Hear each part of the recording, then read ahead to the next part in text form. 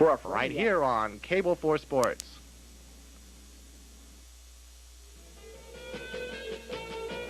You are watching the Lehigh Valley's company of choice, Twin County Cable 4.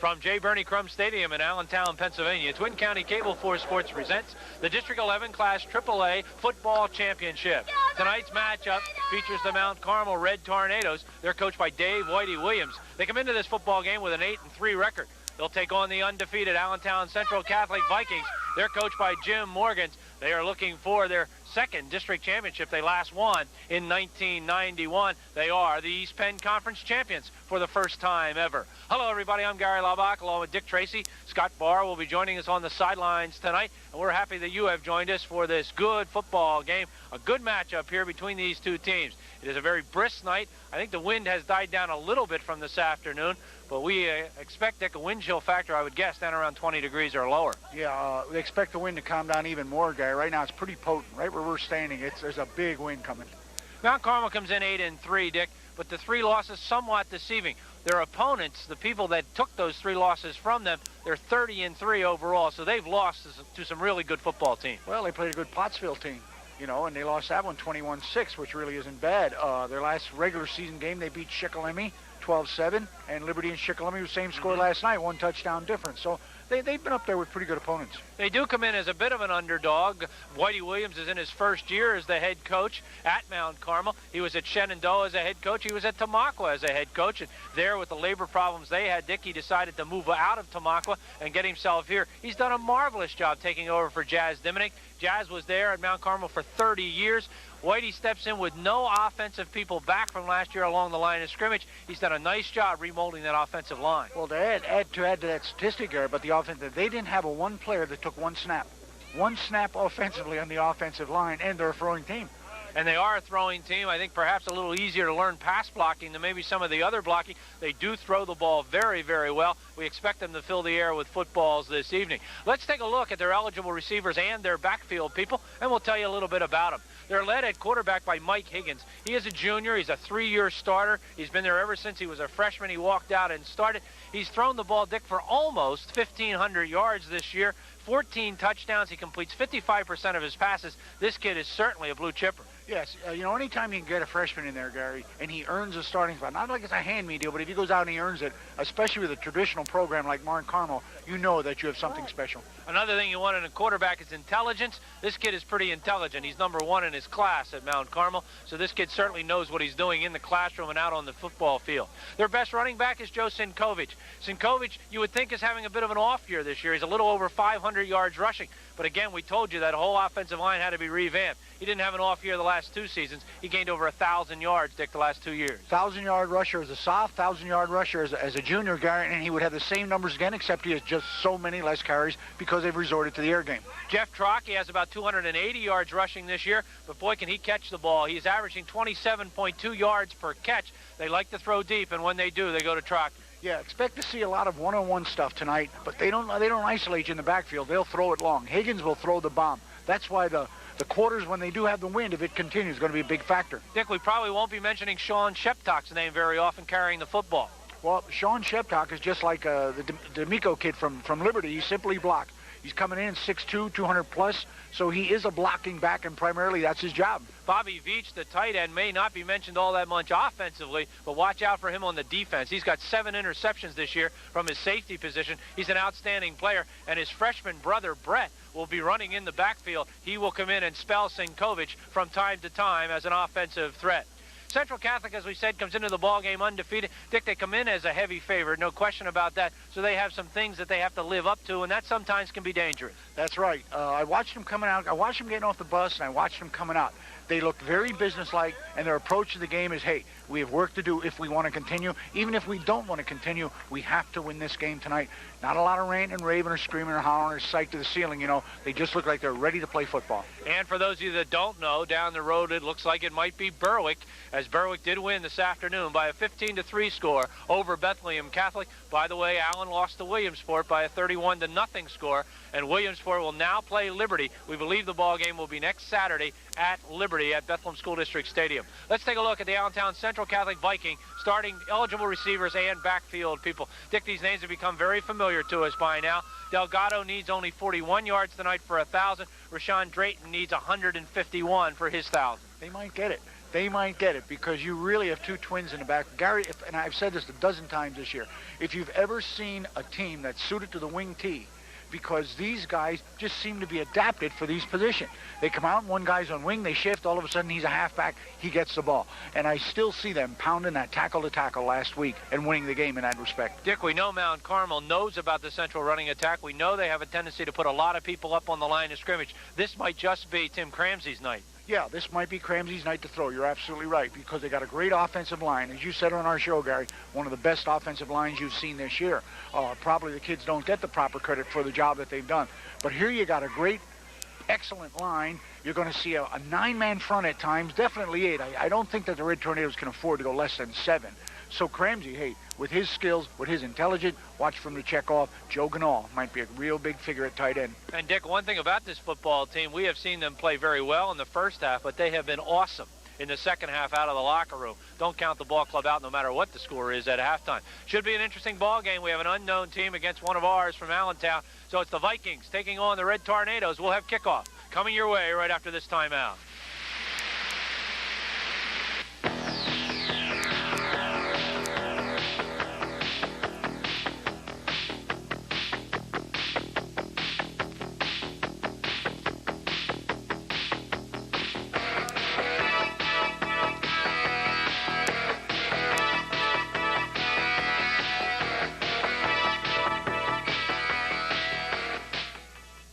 Your staff's been a tremendous help during the past few months. It was refreshing to work with people who sincerely care about the community they serve. These comments are typical of satisfied Hartzell's home health care customers. There are good reasons to choose Hartzell's when you need health care at home. Prompt, courteous service, free delivery, assistance with third-party billing, large product selection, and most important, you can talk to us. Call for a free pamphlet listing our services. Request Hartzell's home health care.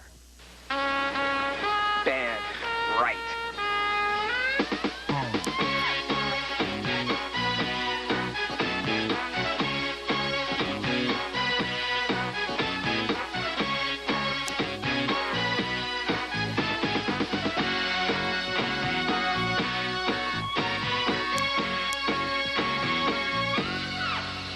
Who says band's not cool?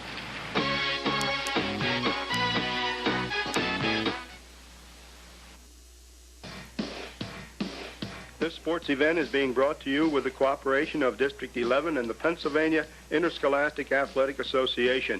District 11 schools and active personnel invite you to attend as many events as possible throughout the fall, winter, and spring seasons. However, if you cannot make it to the events, enjoy the excitement on cable television.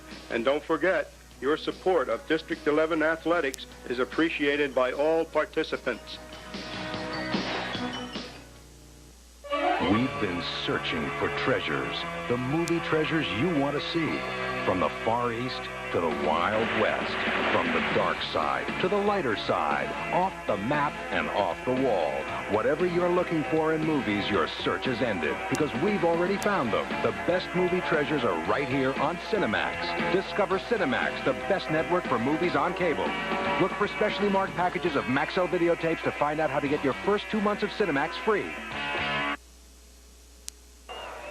Welcome back to J. Bernie Crum Stadium. A cold, cold evening here in Allentown, but our football teams are out and appear ready to play. I don't think the conditions will be all that bad. Dick, it might be a little tough handling the football in this weather. That's what you got to get used to, Gary. Get that numbness out of your bones. They've been in that locker room now, sitting there, coming out. Now it's a matter of staying warm, keeping warm. You might have some trouble on snaps, you know, the long snaps, extra point attempts, things like that. We do know that should Central Catholic win this ball game tonight, they will play in the Eastern Final, Class AAA, 2 weeks from today. They would play either Shamokin or Berwick. They will play for the Eastern Conference Championship next Saturday afternoon. So that is the picture as far as the states are concerned. Easton, if they beat Phillipsburg, and CB West, if they beat CB East, will meet in the Eastern Final 2 weeks from today.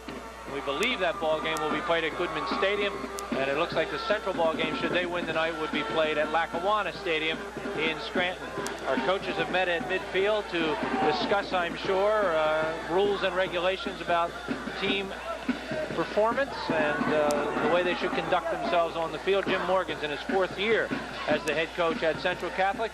Whitey Williams, as we said, is in his 1st year as the head coach at Mount Carmel. Our co-captains are working their way out onto the field, and we'll be working our way down onto the field to listen to referee Darryl Woodring, who will be giving his instructions for tonight's ball game. So let's go down on the field now. Here's Darryl Woodring.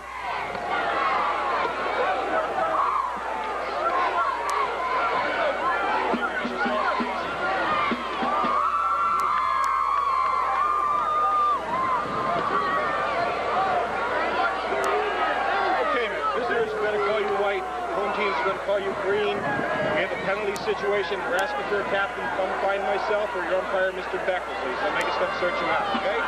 Who's going to call the toss?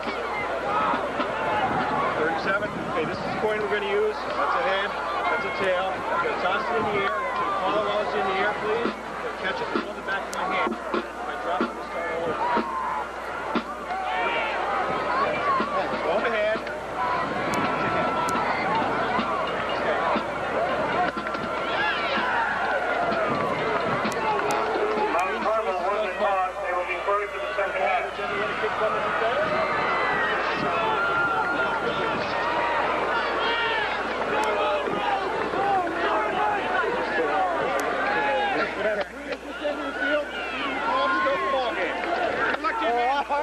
Central is going to get the football first. Our officials for tonight's contest, the referee Darryl Woodring, the field judge is Steve Varenik, the back judge Phil Dorenzis, the line judge John Ettinger, the head linesman is Dave Becker, and the umpire is Jim Kimmel. Tonight's first half kickoff is brought to you by Rarick Dodge, located on Route 512 in Bath. They have the 1994 Dodge Shadow in stock and ready for delivery. The versatile Dodge Shadow is available in both 2-door and a 4-door model. Every Shadow is equipped with a driver's side airbag and has a choice of a 4-cylinder or 6-cylinder engine. The Dodge Shadow has the power and styling to fit the needs of anyone in the family. With a $1,000 manufacturer's rebate, it's sure to fit your budget. So for a clean deal, come to Bath, come to Rarick Dodge, and check out the 1994 Dodge Shadow. That Central Catholic offense will be as follows. At center, number 62, Jeremy Giandomenico. At left guard, number 60, Jeremy Wells. The right guard is 66, Jim Morgans. The left tackle is 65, Todd Wordley. The right tackle is 75, George Hogan. At tight end is number 84, Joe Nall. In the backfield, at quarterback, number 10, Tim Cramsey. The split end is 18, Damian Coleman. The left halfback will be number 20, Rashawn Drayton. The right halfback will be number 22, Jose Delgado. The fullback is Sean Fogarty. Kicking off for the Red Tornadoes will be number 57, Jason Klingerman. Jason is their nose guard, and Dick, that's a little unusual to have your kicker be a nose guard. It certainly is, guy. This is the one time you just might want to put it up in the air and come down short. You know, hope one of those guys who don't have the expert hands to handle it, because the weather's going to make it just a little bit more difficult. And never a bad idea to keep it away from Drayton and Delgado. They're standing at their own 10-yard line, and they await the kick. Here it is, the District 11 Class AAA Football Championship from the 10-yard line. Jose Delgado will try to get to the outside, and he'll get nothing as Delgado is down by John Lashinsky.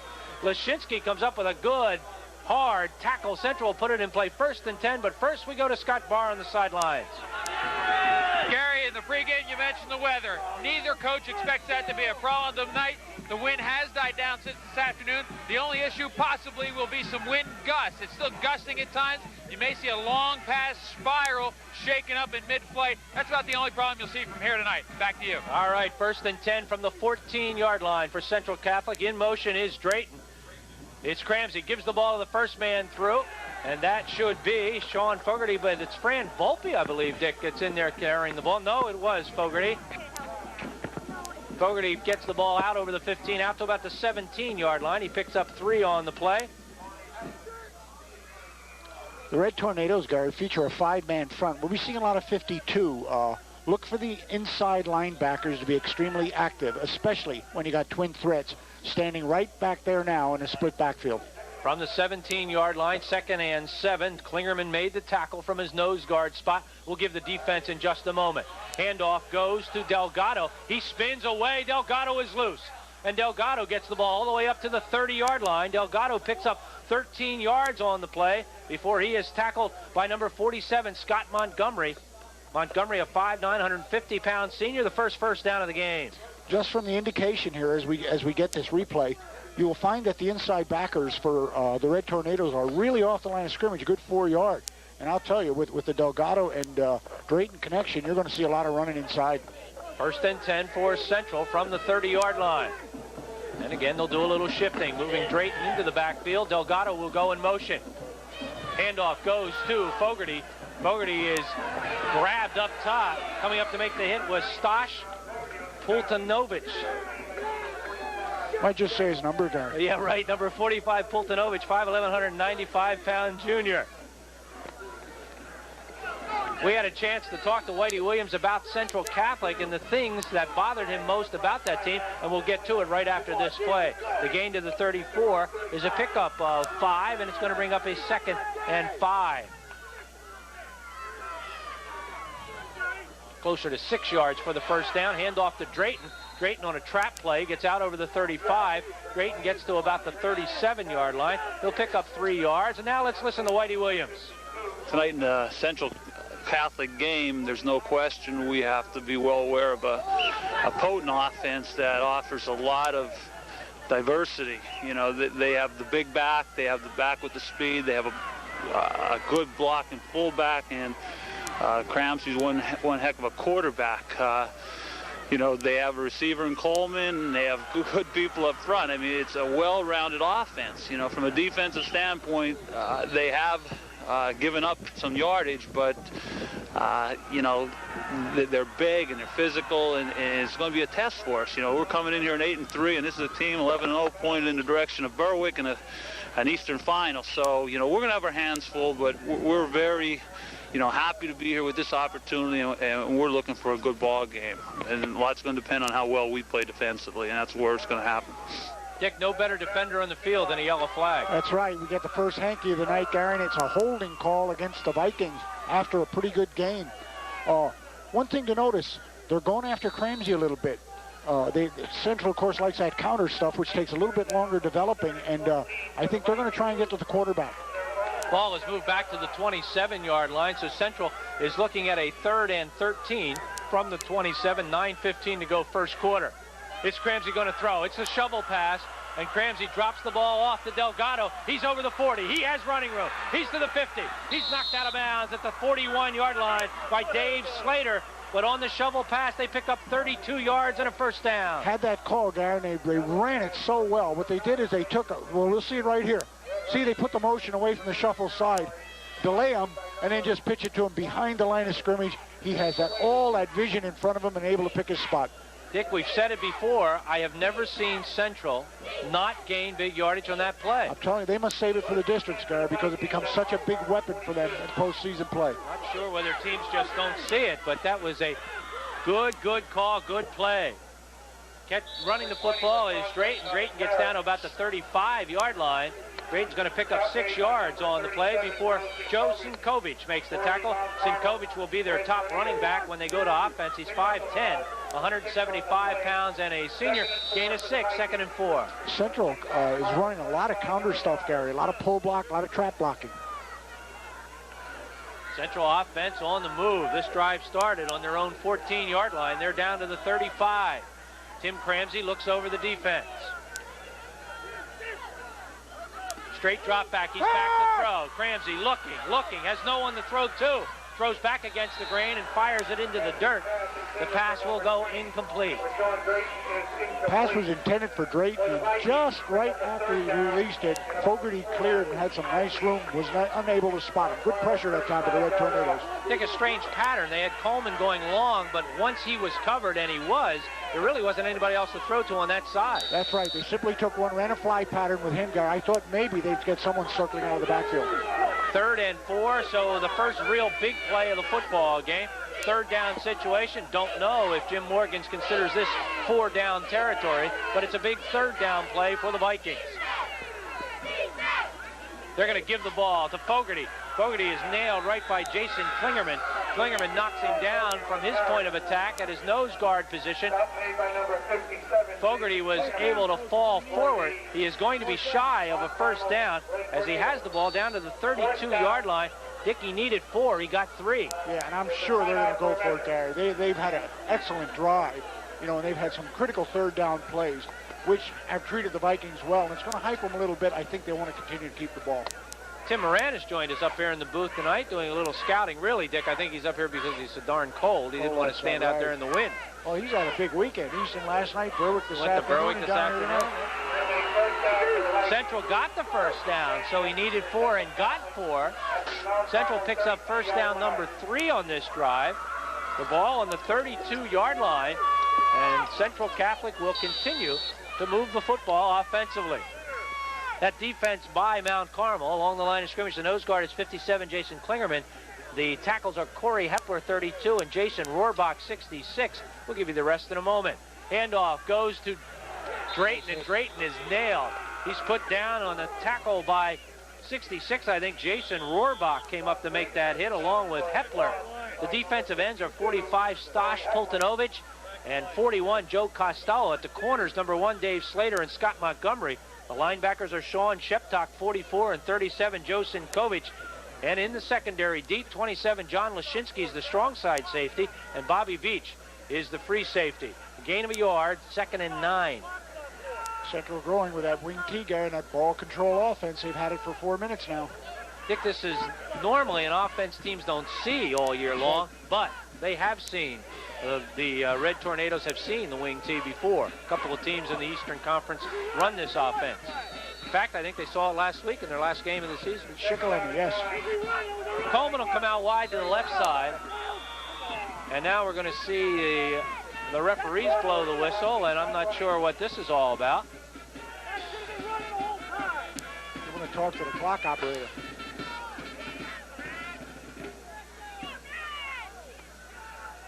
Darrell Woodring is going over to discuss things with the clock operator, although that's the guy from the morning call. Not sure how he's going to help him. So we'll just hold everything and see what the problem is. I'm not sure if the game clock was stopped, but Darrell's now going to talk to Whitey Williams, and maybe Scott Barr will get a clue as to what's going on down on the field, as Scott is down there and in a position, we hope, to hear what's happening. Well, it's definitely about the clock there. They keep looking up there, and it was at 8:19 when the dead ball the dead ball situation occurred. I thought Darrell was just going over to tell the two coaches who won the Notre Dame game. That's it. Now that's it. Now he won't. That's it. Take over, Tim. I'm done. Dick takes the Notre Dame losses very, very hard.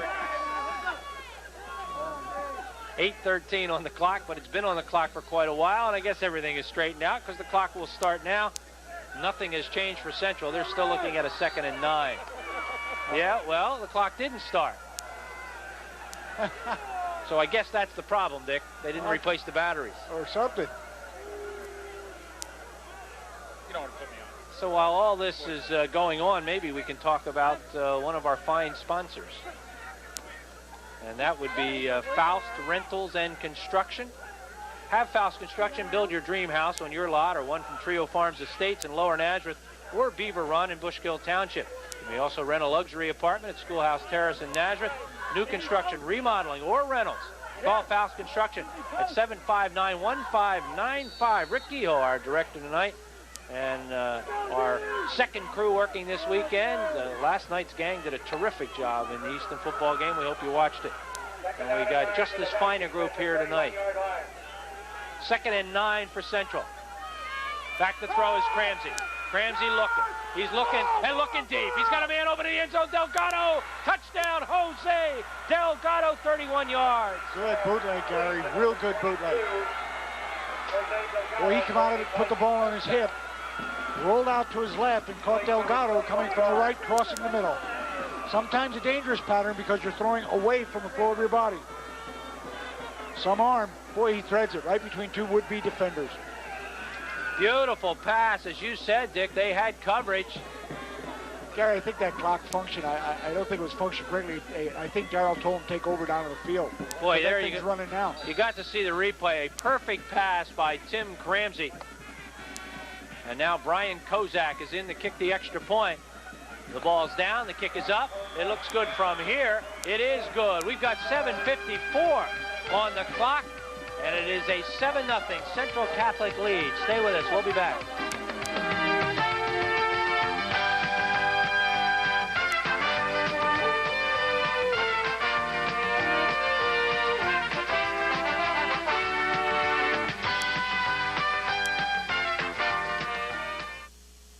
For a friendly atmosphere and great food, come into Willie Joe's. Choose from a menu that includes steak sandwiches, burgers, and of course, that famous Willie Joe's hot dog, an Allentown tradition for over 45 years. Daily specials include steamed clams at just $2.95 per dozen. You just can't miss when you stop in at Willie Joe's. So say hi to Rich or Matt when you stop in at either Willie Joe's Allentown locations, 446 North 15th Street or 2407 Lehigh Street. We're here today to talk to the transmission specialists at Allentown Transmissions. Hi, I'm Bob Seifert. If you're having trouble with your transmission, then it's time to stop by Allentown Transmissions. We don't have gimmicky low prices or the high overhead of a franchise shop, but we do offer nationwide warranties, fair prices, and honest transmission repairs done by professionals with over 30 years combined experience. Allentown Transmissions, Union Boulevard. What is CNN Sports Tonight? Highlights? Oh, definitely highlights. The play of the day. I like that. So what's your question? How do we tell the viewers about CNN Sports Tonight?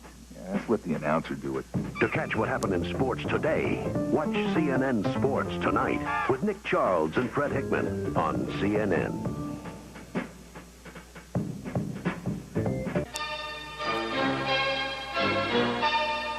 You are watching the Lehigh Valley's company of choice, Twin County Cable 4. Hey, get out and experience the newest, the most extensive golf facility in the Lehigh Valley. Four O's Golf at 7200 Airport Road has a super driving range with both a grass and sand trap shot area. A pro shop that offers pro-line clubs, golf equipment, and apparel. Gift certificates are available, and a snack shop with a hot or cold lunch menu for eat-in or takeout.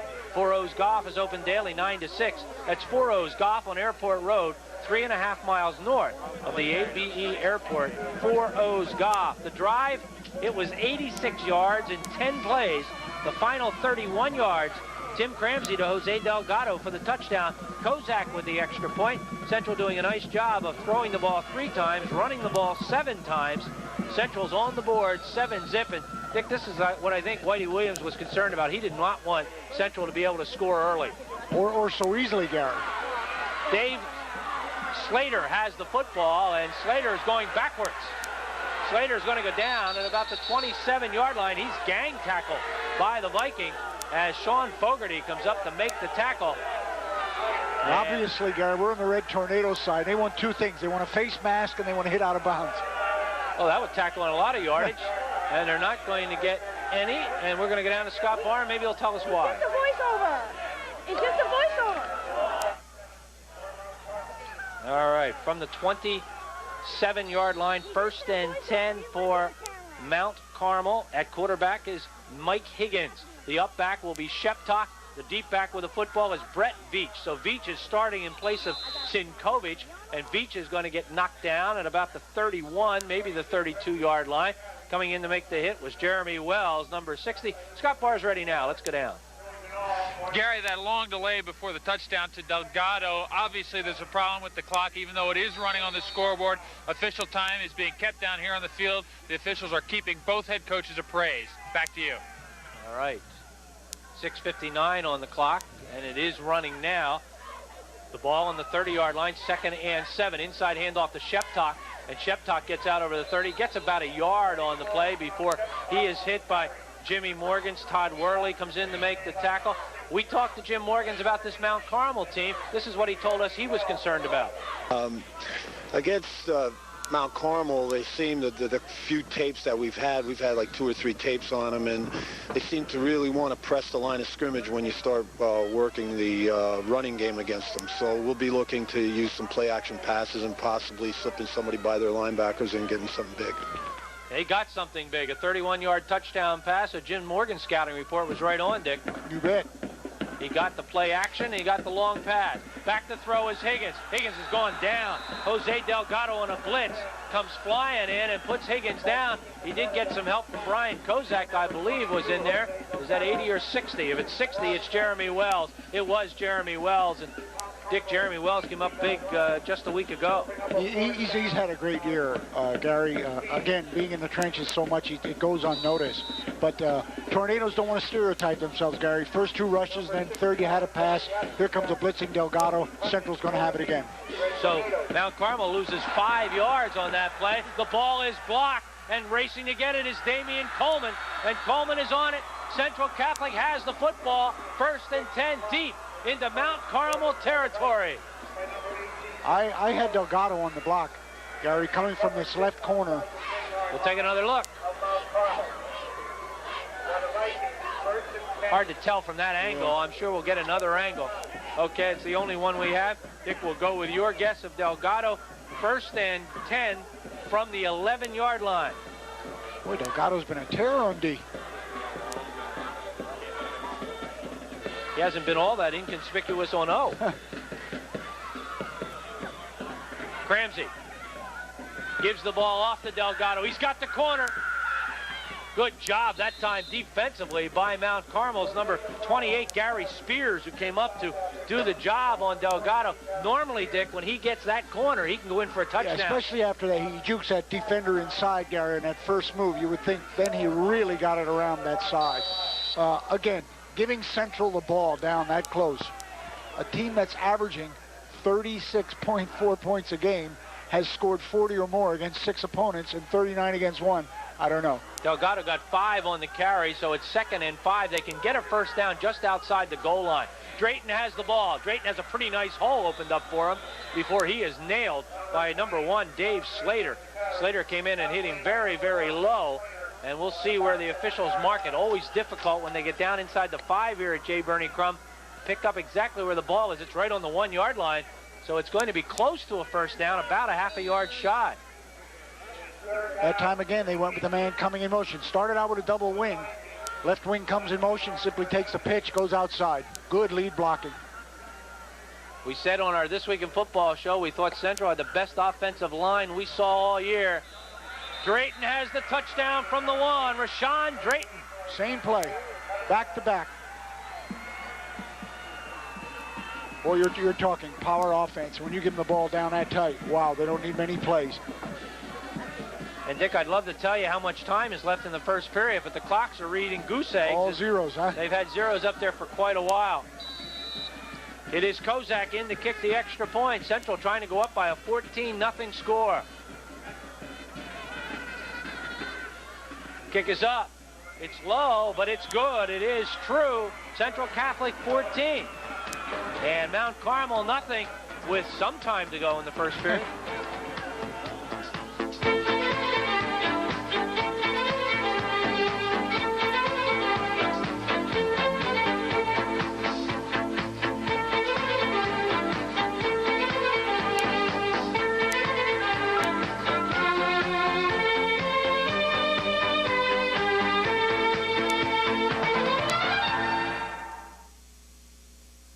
Smart shoppers know for quality and value, Quakertown Farmers Market is the place to go.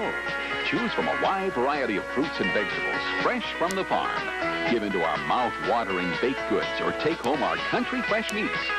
Visit our gigantic indoor-outdoor flea market with dozens of dealers and thousands of collectibles and hard-to-find items. With over 150 bargain-filled specialty stores under one roof, you're sure to find what you're looking for at Quakertown Farmers Market.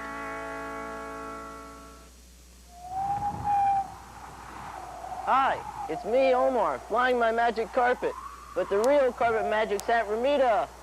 You may want to choose wall-to-wall carpet from over 500 rolls we have in stock, in all styles and colors, installed by Ramita's own expert mechanics. Or you may select an area rug from our vast selection of remnants. So stop in soon for the carpet you've been looking for. Always at Ramita's down-to-earth prices. You got that right, Omar. There's a time to laugh. Oh, there's a time to cry. There are times you can't let pass you by. You can see it on Showtime. Blockbuster movies no other channel can show. Uncut and commercial-free. Plus original movies, family shows, comedy, and championship boxing. Only on Showtime. You can see it on Showtime. For over 48 years, Kemper Music in historic Bethlehem has carried on its commitment to musical tradition. Kemper Music is the Lehigh Valley's most complete music center with everything from sheet music, band instruments, to the contemporary needs of today. Select from Guild, Tracamini, or Talkamini it is, and Washburn guitars. Kemper also carries drums, drum sets, and a complete line of LP percussion instruments and equipment from Tua and Sound Tech. Kemper Music, located at 526 Main Street in Bethlehem. Gift certificates are available. All you have to do is call 865-2641. R.J. Roberts will kick off for Central Catholic. They lead it by a 14-0 score. It's an end-over-end kick that'll be taken at about the 20-yard line. And coming right at us, number 22 is Brett Beach. Beach breaks out in the open. And Beach gets good field position for Mount Carmel as Ryan Robbins comes up to make the tackle. Mount Carmel's going to get the football 1st and 10 in Central territory at the 48-yard line. Another middle return, Gary. Watch this. What a hole. You'll see we have a great vantage point on this one. A lot of room, and it's simply a matter of how much yardage and if someone's going to be able to pull them down. Tell you, the Red Tornadoes impressed me in one area. Got a good team speed. Excellent team speed. All right, let's see what they can do with good field position. Keeping the football is Higgins. Higgins with the pitch. The ball is dropped by Veach, and Brett Veach falls on it. And then falling on Veach is number 84, Joe Naw. There's going to be a loss of about 2 on the play. The ball back to the midfield stripe. Boy, that had the looks of a very excellent play, Gary. He had the corner, and that would have been their best offensive play of the night. Looks as the timing's perfect. Looks like the pitch is good. Central's drive, by the way, was 11 yards. And the final 2 yards was Sean Drayton with the touchdown. And we'll hold everything, and maybe that is the end of the first period of play. Again, the clock is not operating at all. Well, what a great spot to end the quarter, Dick. You just push the ball on the other side of the line. Go from side to side. That is the end of the first period. It's Central 14, Mount Carmel nothing. We'll be back with second period action right after this timeout.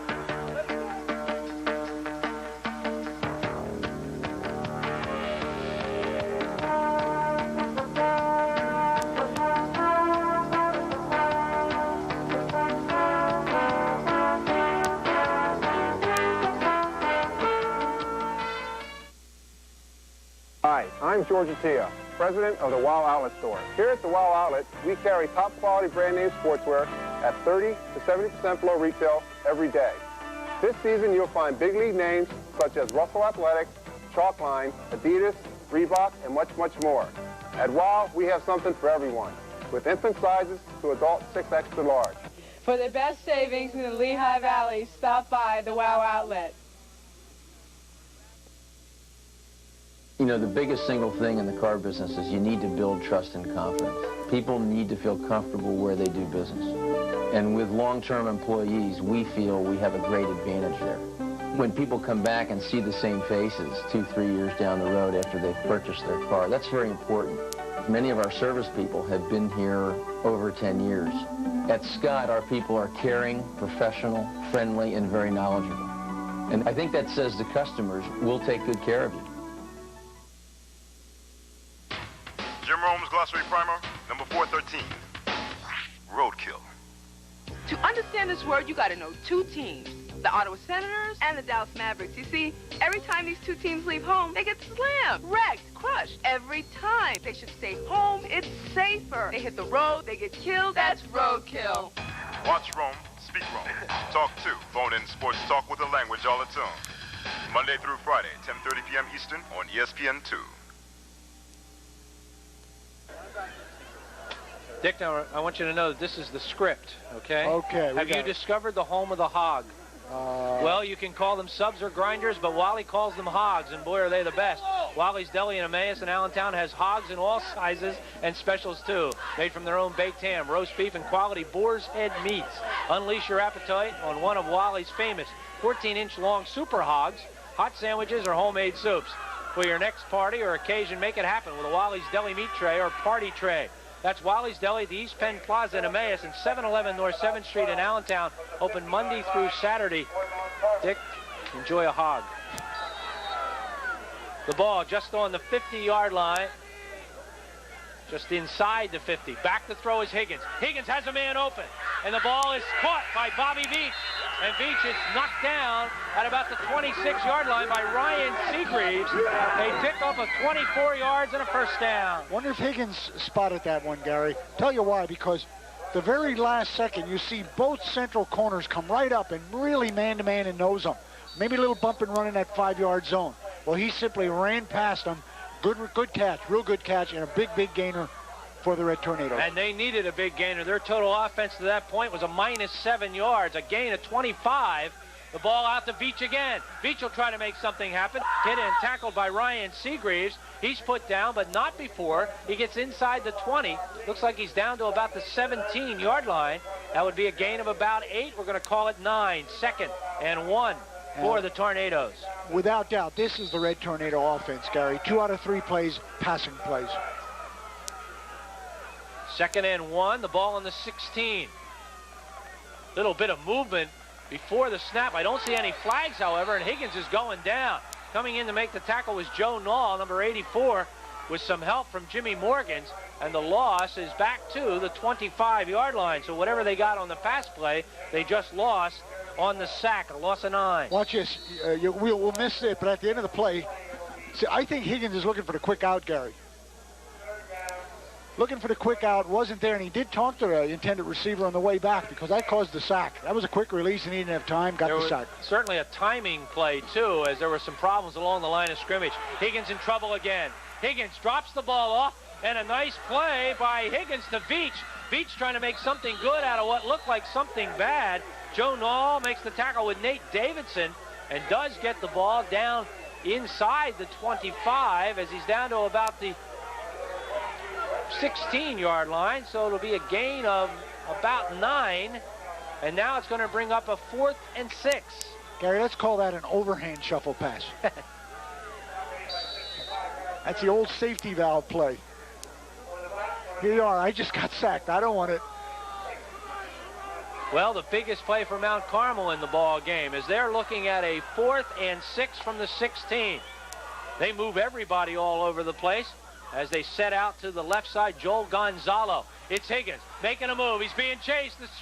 The blitz is on towards the end zone. The ball is knocked down. Great defensive play by Ryan Seagreaves. The blitz by Jose Delgado. Yeah, and I'll tell you, Higgins did a great job just getting that one off, Gary, because Delgado was all over him from his blitz position.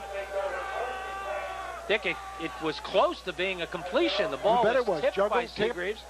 And a great effort, I think, by Bobby Veach. Veach almost came back and caught the ball. Central takes over on downs, 1st and 10 from the 21-yard line. Good defensive call for the Vikes. Good time to come with that blitz.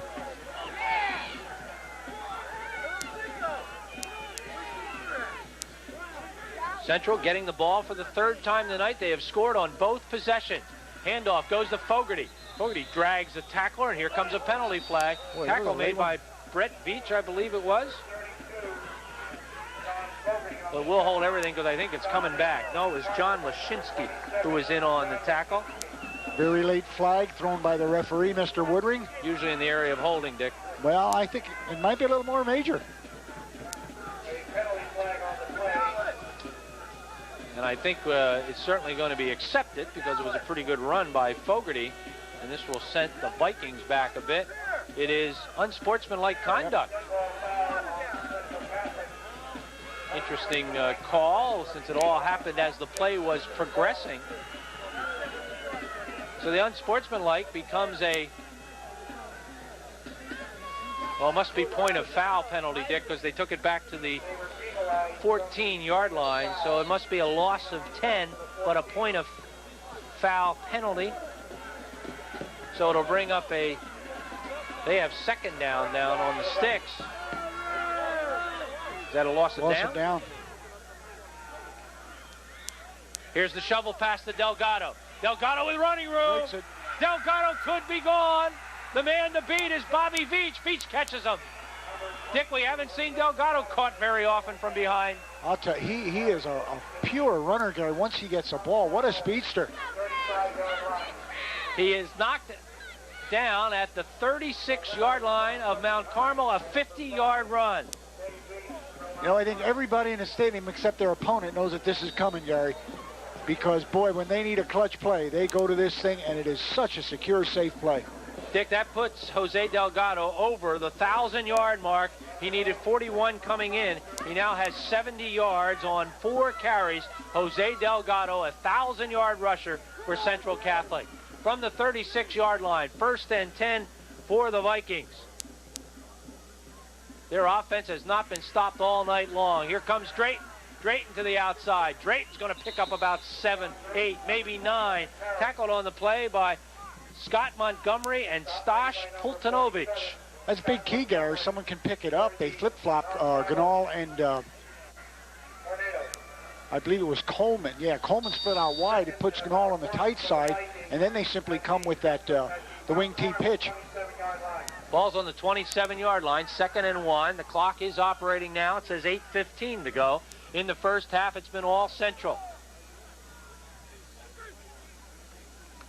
It is Cramsey giving the ball to Delgado. Delgado's got the first down and about a yard more. He's going to pick up 2 yards on the carry as he gets the ball to the 25-yard line.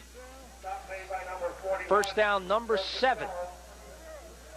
You know, when you're playing, and let's face it, the Tornadoes are not up defensively to what the Vikings do offensively. You got to look for tendencies, maybe even spy a few people if you have to. They started that by going after Cramsey early. 1st and 10 from the 25. Coleman's out wide to the right side. Coming in motion is Drayton.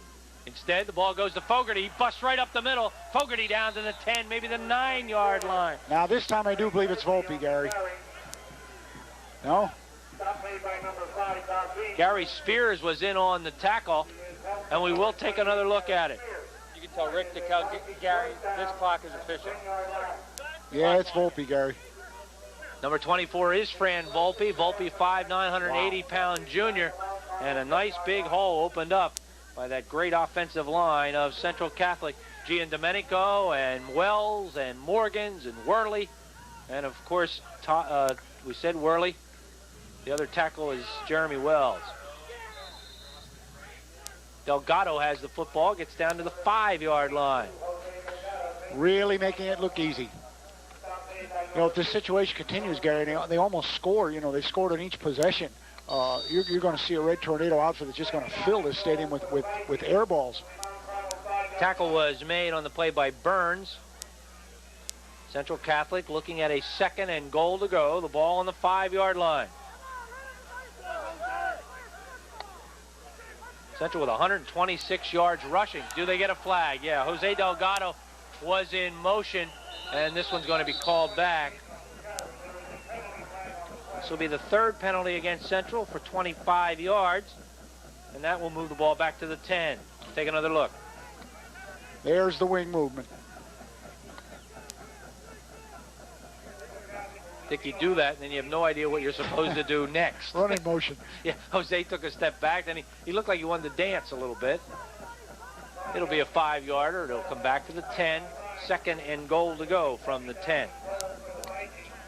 Well, you know, they had that offense in gear tonight, Gary. You're talking about their last game, 526 total yards the Vikes put on the board against Emmaus. 252 rushing, 274 passing. They're averaging 36.3 points per ball game, 365 yards a game. It's a lot of offense. Cramsey, shovel pass. Drayton breaks a tackle. Drayton banging his way towards the end zone. Will get down to about the 1. Tackle made by John Lashinsky, just hanging on.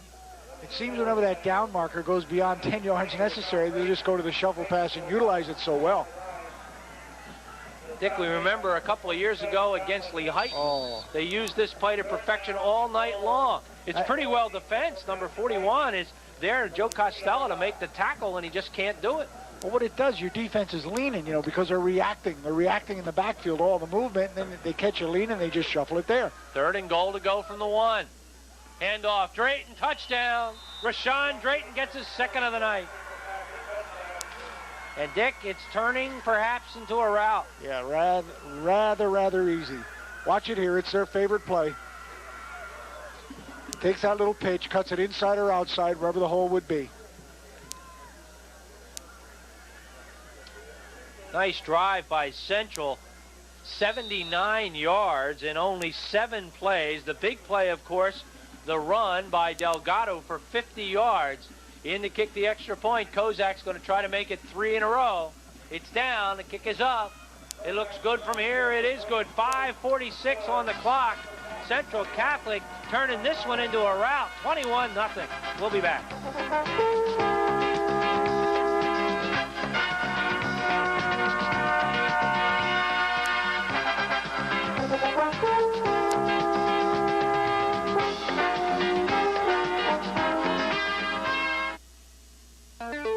Make Whitehall Auto Parts the most important stop for your car. We're a major supplier of foreign and domestic auto and light truck parts and have one of the largest inventories in the Lehigh Valley. We also provide machine shop services, which are equipped for complete engine rebuilding. Whitehall Auto Parts stands behind their products. Make your first stop at Whitehall Auto Parts. Open weekdays 8 to 8, Saturday 8 to 4, and Sunday 9 to 4, or phone 437-4604. Gus's Crossroads Inn invites you and your family to sample the all-new dinner specials. Treat yourself to a selection of mouth-watering seafood or fresh-cut, made-to-order steaks. And don't forget the daily happy hour with Greek hors d'oeuvres, Monday through Friday, 5 to 7 p.m. Gus and Eleni provide only the finest Greek wines, home-baked breads and pastries, and the Valley's best-tasting Greek foods. That's Gus's Crossroads Inn and Family Restaurant off Route 378 Bethlehem. Open 7 days for lunch and dinner. November, Viewer's Choice has something for everyone. The easiest way to get top Hollywood entertainment at home, hassle-free instantly, is Viewer's Choice. Just follow the simple pay-per-view ordering instructions, and before you know it, you'll be enjoying the movie of your choice in the comfort of your home. You can treat family and friends to a first-run flick for the price of just one ticket. And when the show's over, there's no tape to return, no late fees to pay. Viewer's Choice in November. Good times, made to order. Come out to the Westgate Mall and enjoy a fabulous craft extravaganza from now till Christmas. Bring the kids out for that special photo with Santa. Santa's arriving on November 20th at 11 a.m. He'll be available daily for pictures, and don't forget that perfect gift, Westgate Mall gift certificates, always in demand and available at the mall office. That's the Westgate Mall on Channersville Road in Bethlehem. Jimmy Morgan's, Gary, in his second tenure as head mentor at Central, in 4 years took him from 2-9 to 11-0. And it looks like 12-0. Wow, that's fantastic. We said that Central's best quarters all year long have been the third quarters. They have not had a very poor first and second one here tonight. They've had the ball 3 times. They have scored all 3 times. 2 by Drayton, 1 by Delgado. Central with 128 yards on the ground, 72 yards in the air. That's exactly 200 yards of offense, and we are still in the first half. Brett Veach brings the ball back, and Scott Barr has a message from the sidelines. Gary, what has this Tornado defense confused is the ability of the Central Catholic running backs to cut back between the tackles. They're not sure how the blocking scheme is going. They're not sure what the backs are doing. Right now, they're just trying to figure out what the Central Catholic backs are doing to hit those big holes you're seeing all night long. Back to you. And it is pretty obvious from up here that they're having problems, too. From the 26-yard line, 1st and 10 for the Tornadoes. They need to get some points on the board. Oh, did you hear it? Woo. Wow, what a hit. Coming up to make that smack was Mike Saramelli, number 44. And I don't know whether we have that one over again, but it'll be rated PG-13. Well, again, the sideline becomes your buddy, Gary. We don't have to see that one. We just want to hear that one. Sideline really took any kind of a juking or moving you want to get, and he gives him that late pitch, and oh, what a hit. Loss is back to the 25-yard line. A loss of a yard on the play. 2nd and 11. Keeping the ball is Higgins, and he's not going anywhere. As Mike Meager, I believe, number 19, came up to make the tackle, along with 61, Mark Lapadula. And he gets the yard back that they lost and perhaps another yard, so we'll give him 2 yards on the play. We mentioned that 8-3 record of the Tornadoes, Gary. You're talking 47-0 over Tamaqua, 19-7 over Panther, followed by the only one to give Marion a loss this year, 17-15. Dick rushing tonight for Mount Carmel, minus 16 yards. That's how tough it's been. Sheptock, the lone back. Back to throw Higgins, over the middle. It was intended for Beach, never got to him. The Central defenders had their backs to the ball. Otherwise, they might have picked it up. Nate Davidson in on the coverage. Also back was Harold Fairclough, and we'll take another look at it. Get a good shot here of what's going through Higgins' mind, Gary. You got 3 receivers down, and they're both running 20-yard patterns at least. And Higgins is saying, hey, they don't give me that much time to throw a 20-yard pattern.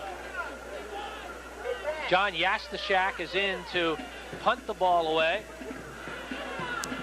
And Yastashak gets off an end-over-end punt, and it will be whistled dead at the 43-yard line. That is a 30-yard punt. Central has 4:28 to work with on the clock. Frank Gallagher, number 23, came awfully close to another block for the Vikes. That time they had 10 up, only it wasn't a 10-man rush. Gary, I think the word intimidation is coming in here too now. It appears that the Vikes are intimidating the opponent in every way that they can, in every area that they can. I'll tell you, Higgins now is one baffled quarterback. They have been intimidating on the scoreboard too. 3 possessions, 3 touchdowns. Tim Cramsey changing the play at the line of scrimmage. A blitz is on from Mount Carmel. Cramsey back to throw. He got nailed. Coleman was the intended receiver. He had broken open. Coverage supplied by Scott Montgomery, number 47. But the blitz was on, Dick, and they got to Cramsey a little early. Cramsey read the blitz. He actually did, Gary. And that's why he checked off and just sent Damian Coleman on a fly pattern. But the Red Tornadoes come with both inside linebackers, and they force him to make the throw before Coleman can clear. If he is not forced to make the throw at that point, that had touchdown written all over it. Clock is stopped at 4:03. Coleman's going to come out to the right side. No, he's going to go back over to the left side. On the wings, Drayton and Delgado. In the backfield is Fogarty. It's Volpe in the backfield. It's Cramsey throwing. Cramsey has Nall. And Nall, I don't know how he did it, stays on his feet. Joe Nall down inside the 40, down to the 38-yard line. Nall, a 19-yard pickup and a first down, tackled by Joe Costello. Gary, since you were handing out those awards in our show the other night, I'll tell you, here's one award that we may have missed. The kid who has come the most as a football player in this year, offensively and defensively, could very well be Joe Nall. That's one piece of running by a tight end. Dick, when doesn't Central have a great tight end? I mean, they seem to have one every single year. Oh, they're just handing down the number, Gary. That's, yeah, right. Handoff goes to Volpe. Volpe gets down to the 35-yard line. He'll pick up about 3 or 4 before he's tackled by John Yastashak and Jason Klingerman. Remember in a very early portion of the season, Gary, we saw a steady diet of Volpe. In fact, I believe it was the Parkland game where he really shone.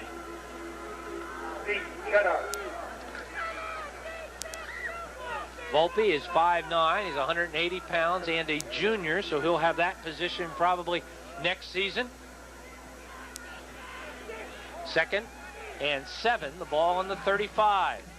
Inside handoff, Delgado. Delgado spins away from a tackler. He won't go down. Good downfield blocking by the Vikings.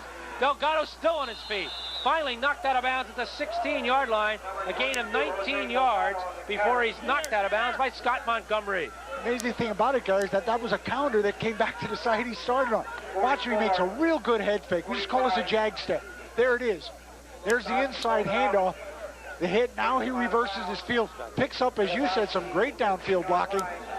There's the head-on smash, couple more yards. Well, we have a very interesting call here. We have holding against Mount Carmel. Want to explain that one, Dick? Well, I'm watching a replay. I really didn't see the call, but what are you talking here? I mean, we don't have a pass play, and we have holding. Well, we have an official up here, Timmy Moran, and I'm not sure how you can have holding on a non-pass play. Ask Timmy, he'd give him 2 shots. It certainly wasn't on any of the tacklers, Dick, because they couldn't hold Delgado. So again, we'll look perhaps to Scott Barr at the sidelines to explain this. Well, what's the point? They would take the play anyhow, wouldn't they? Well, they would take the play. Well, would they take the play? I mean, they gained 16. We can't have, what was that signal? It's going to be tacked on. Of course, it's from the point of the foul, Dick, so even though they got 16 yards on the play, Scott Barr is going to tell us what happened. Gary, the penalty here is that the defensive man was using his hands up around the head area of the offensive man, not necessarily an outright hold like you see on a pass play, but he had him by either the face mask or the helmet area. The official threw the flag. Back up to you. Could be a frustration penalty, guy. So it's slapping the head was the call. Basically an unsportsmanlike penalty. Takes the ball half the distance to the goal line, down to the 13-yard line. 1st and 10 for Central from the 13. So that'll erase that 16-yard run. We'll cross that one out. And Central just continues to drive towards the goal line. Volpe, the ball carrier, Costello, the tackler. And Volpe gets down to about the 5, maybe the 4-yard line. That'll be a gain of 9, 2nd and 1. I'll tell you, again, Central Catholic is being able to, one, use the misdirection with both their halfbacks and in the power game straight up the middle. Volpe-Fogarty tandem, mostly Volpe right now on the straight power football. Central can get a first down at the 3. 2 minutes, 14 seconds to go, first half. The Vikings have been outstanding both sides of the football. Delgado falls forward. Did he get in? He got down to the 1. A gain of 3 for Jose Delgado. First down, number 11. You know, in support of Scott Barr's previous interview, Gary, a good point to make is that I can see why the Red Tornadoes are frustrated at these backs, because with this wing T offense, don't forget, you don't have a hole. You run an area. And the blocks are coming in and out, and so really the back's not picking his hole until he hits that line of scrimmage. Lashinsky keeps them from going into the end zone, but can they stop them on this play from going in? 1st and goal to go. Fumble. Cramsey falls on it at the 4. A loss of 3, 2nd and goal from the 4. Each time the Vikes have gotten down tight, Gary, and need 6, they have gone to this motion off their wing T. Now watch, there's Delgado flanked right. It's a double wing set, really. And they time it that it's a little pitch or a little handoff. That time the handoff. But every time they get down there, why? Because you have that extra block, you have the pull block, you got the one wing back the block, you got a tight end, all those extra bodies. We also see 77 Jack Griffin in there, the 6-foot, 320-pounder, who is always in there when Central has their goal line offense. Only this time, Drayton isn't going anywhere, and Central all of a sudden is starting to go backwards as he's tackled by John Lashinsky. And there'll be a loss on the play as the tackle was made by Lashinsky, and Darrell Woodring is doing some talking to some players down there and keeping them away from each other. The loss is back to the 7. It's a loss of 3. When we come back, it'll be 3rd and goal to go from the 7.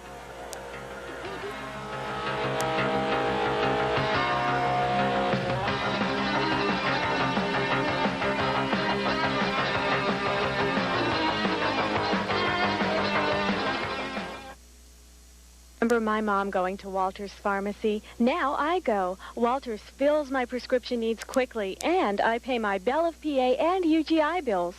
When I can't get away, Walter's comes to me with free delivery. Walter's Pharmacy, making life easier through genuine care since 1937. Walter's Pharmacy, 401 North 17th Street in the Allentown Medical Center. Oh, kissy face. Used to be just me and him. And then she came along. And boy, do I know where this is headed. The ball and chain, a rugrat. Next, I'm doing time in a minivan. Hey, They make a 4-door Integra with a VTEC engine. I end up with it all. The wife, the kid, the house, the dog. Wait a minute. I'm the dog.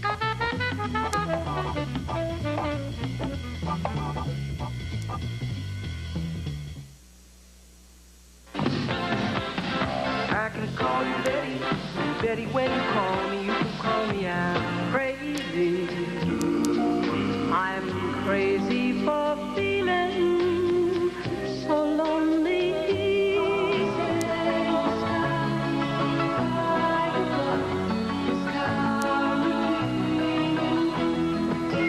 Shop at home for the greatest hits of all time. Wake up with more Music TV.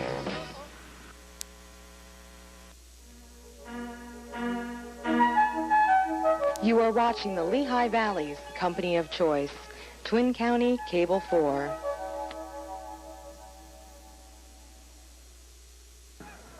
Vikings are back. This is where Tim Cramsey is so dangerous, Dick. Third and goal to go from the 7-yard line. You know, just an example, Gary. It was really a muff play, but his presence of mind to stop his fake midway and fall on the fumble ball, things like that. That's where I think Cramsey's a real standout. Big sequence here, primarily for Mount Carmel. They've got to find a way to stop Central Catholic. Jeremy Giandomenico out over the football, 205-pounder. Let's see what Central's going to do. They're going to go straight drop back, throw the ball out into the flat area to Drayton. The ball thrown a little bit low, and Drayton could not come up with it. And now we'll see if we're going to... Well, we got a penalty flag down now. That maybe he's having to do with some of that jawing going on, Gary. 2 flags, so it was really caught. A lot of talking going on down on the field, and Darrell Woodring was warning players before. Personal foul, unsportsmanlike, and ejection, Dick. We're going to have an ejection. Another flag.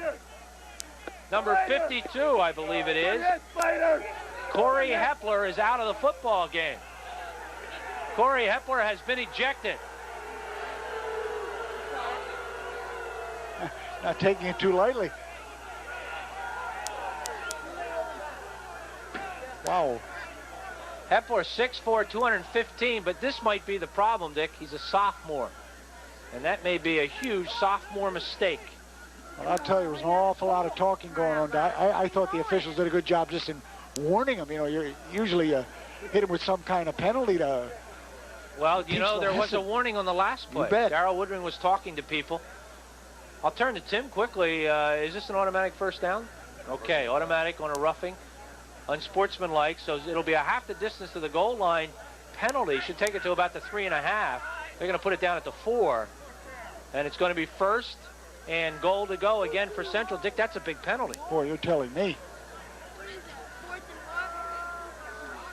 Second penalty of the game against Mount Carmel. This one only for 4 yards, but more importantly, it gives Central their 12th first down. It's fourth. It's 4th down.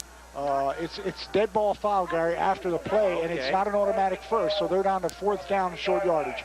And Central does keep possession of the football here on a 4th down, and Dick, you have to wonder now if they'll bring Brian Kozak in to kick the field goal. I don't think so, because he took the entire team over there and huddled it, Gary, for this situation, and be able to call the play from the sidelines off a timeout. Plus, you know, you got that 3-touchdown lead. I don't know, you just might rather have 4 than 3.5.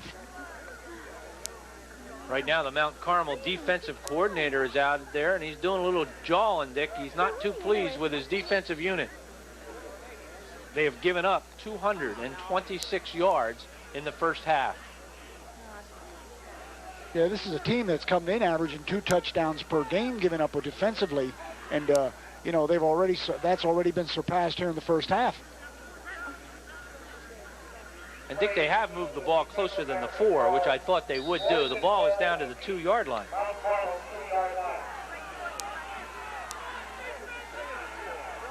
So here we go, 4th and goal to go from the 2. A lot of confusion down there tonight. How about Cramsey barreling in for the touchdown? Oh, boy. Tim Cramsey, and that is getting some words from Mount Carmel in their defense. They say Cramsey was down, and we'll take another look at it, Dick, and we'll see if he crosses. Well, we get a good ground level here, Gary. Boy, haven't seen this one in a while. Cramsey's in, 33 seconds on the clock. I really don't think there's an argument there. Gary, when he hit, he bounced right in the end zone. Well, I think the arguments, Dick, are as much out of frustration. Oh, They yeah. just haven't been able to stop Central at all. And again, I think they said he might have bounced, but that ball was over on the first bounce. Presence of mind to put it up front, up to shoulder level, and you got yourself 6. So Central, with 33 seconds on the clock, now has themselves a 27-0 lead. And Brian Kozak will come in to attempt his 4th extra point of the ball game. Boy, Red Tornadoes can ill afford to lose too many people, Gary. They've already had 1 ejected. Now they got a man laid out there right on the goal line. Cannot pick up his number, but he certainly got flattened by a blocker for Central. And it looks like a 5. Yeah. 50 perhaps? Unless it's Bob Veach. I think I see a second Do you? number. Yeah, I don't did you? So things are getting a little ugly all over the field. We see some police escorting someone out of the stadium. And 650, Gary. number 50 is Joe Bender. He's a 6'1", 222-pound senior. And Dick, this one could get ugly before it's over. Yeah, as you said, it's the frustration plus the scoreboard. You know, in all intents and purposes, the game is over. You know, as far as scores are concerned, it would take a miracle comeback. So Kozak will attempt the extra point with Seagreaves holding. And we've got penalty flags again. And the whistles came before the snap. So Darrell Woodring, who's becoming the star of the show.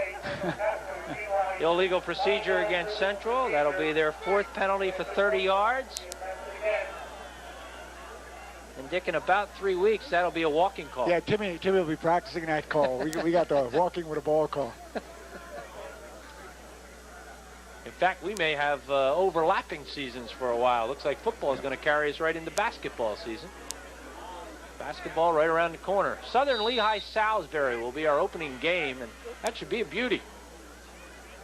Sideshow, Frank Galinko, and Bobby Schaefer. Kozak will try a 25-yard extra point. It's up, it's wide to the right side, and Central finally does something wrong. Central leads it by a 27-0 score.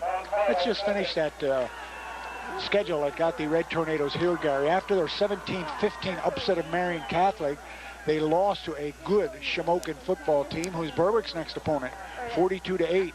Then it was victories over Danville, Montoursville, North Schuylkill, then the loss to Pottsville, 21-6, not a bad game. Victories over Blue Mountain, victory over Wyoming, a loss to Wyoming area, and a win over Shikellamy to end their regular season. They're going to have to find some of that magic here in the second half. That drive by Central, 8 plays to go 57 yards. Final 2 yards, Tim Cramsey for the touchdown. So it's Cramsey to Delgado for 31 yards and a touchdown in the first period. Rashawn Drayton on a 2-yard run in the first period, make it 14-0. Then it's Rashawn Drayton on a 2-yard run in the second period, 21-0. And now Cramsey goes over, 27-0. Dick, 4 possessions, 4 touchdowns. Can't do much better than that. Well on their way, Gary, to another 40-plus game. I mean, 40 over Whitehall, 40 over Peaburg, 42 Deeruff, 48 Northampton, 43 Allen, and 48 Emmaus. And Central has run twice as many plays as Mount Carmel, 28-14. R.J. Robbins will kick off for the Vikings. There are 33 ticks of the clock left here in the first half. Jeff Trockey is deep, and Trockey will get the ball. Well, maybe. He bobbles it. It rolls into the end zone. It'll come out to the 20-yard line. 1st and 10 for the Red Tornadoes from their own 20. You know, you just hope in a situation, Gary, where there's a blowout, such as it appears to be now, at least at halftime, that, you know, the kids keep their heads. What was Bob Garris' favorite line? Cooler heads prevail. You would certainly want that to exist through the halftime and then, of course, the second half. It's going to be a very frustrated Red Tornado locker room. It's going to take all that Whitey Williams can do to get them back up to come out and play a tough second half of football.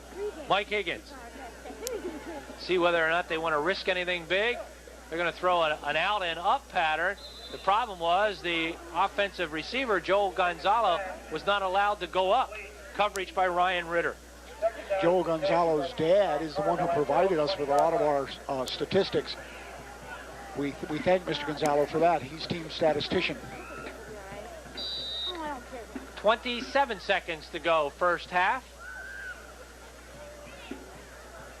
Second and 10 from the 20. Handoff goes to the fullback, Sheptok. Sheptok gets the ball out over the 20, out to about the 23-yard line, and I think the Red Tornadoes, Dick, want to carry it into the locker room. I'm not sure they're going to run another play. Yeah, well, we certainly want to avoid some of those big pileups out there, Gary. That's when strange things can occur. Dick, that 3-yard gain matches their longest run from scrimmage in the first half. And that's going to turn the half off, Gary. That's how bad it's been for them offensively. 27-0 is our halftime score. A halftime that was all Central Catholic. The Vikings came out, 4 possessions, scored 4 times. Mount Carmel, 4 possessions.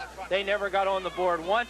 Mount Carmel only picked up 1 first down in that entire first half. We are going to talk to Jim Morgans in just a moment about his feelings about the first half. They can't be anything but positive, I would think. But, Dick, I'll bet he says we have to come out and still play a tough second half. Let's go down on the field to Scott Barr. Coach, the Jose Delgado Show, Part 12.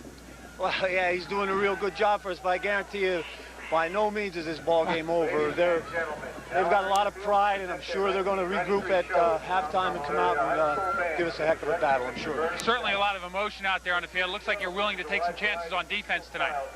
Yes, well, you know, Coach Seneca is our defensive coordinator, and he does a heck of a job, and it's all in his hands, and I got total faith in him. Thanks, Coach. Good luck in the second half. Gary, 2 late notes. The ejection foul against Corey Hepler. Referee said he punched a Central Catholic player. No objections at all from the coaching staff of Mount Carmel. Evidently, they saw it. In fact, Corey got a good chewing out on the sideline. Secondly, Joe Bender on the sideline late in the first half. Slight hyperextension of his right shoulder. He will be back. He will play again later on. All right, Scott Barr, thank you very much. We're going to put some numbers together for you, and we'll be back with all the second half action. Central 27 and Mount Carmel nothing.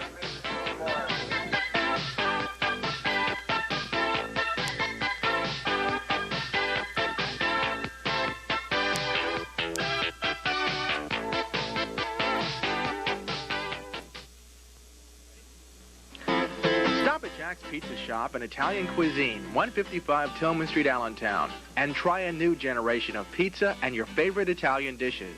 Experience the taste of the Longo family's real Italian pizza with handmade dough and only the finest of real cheeses.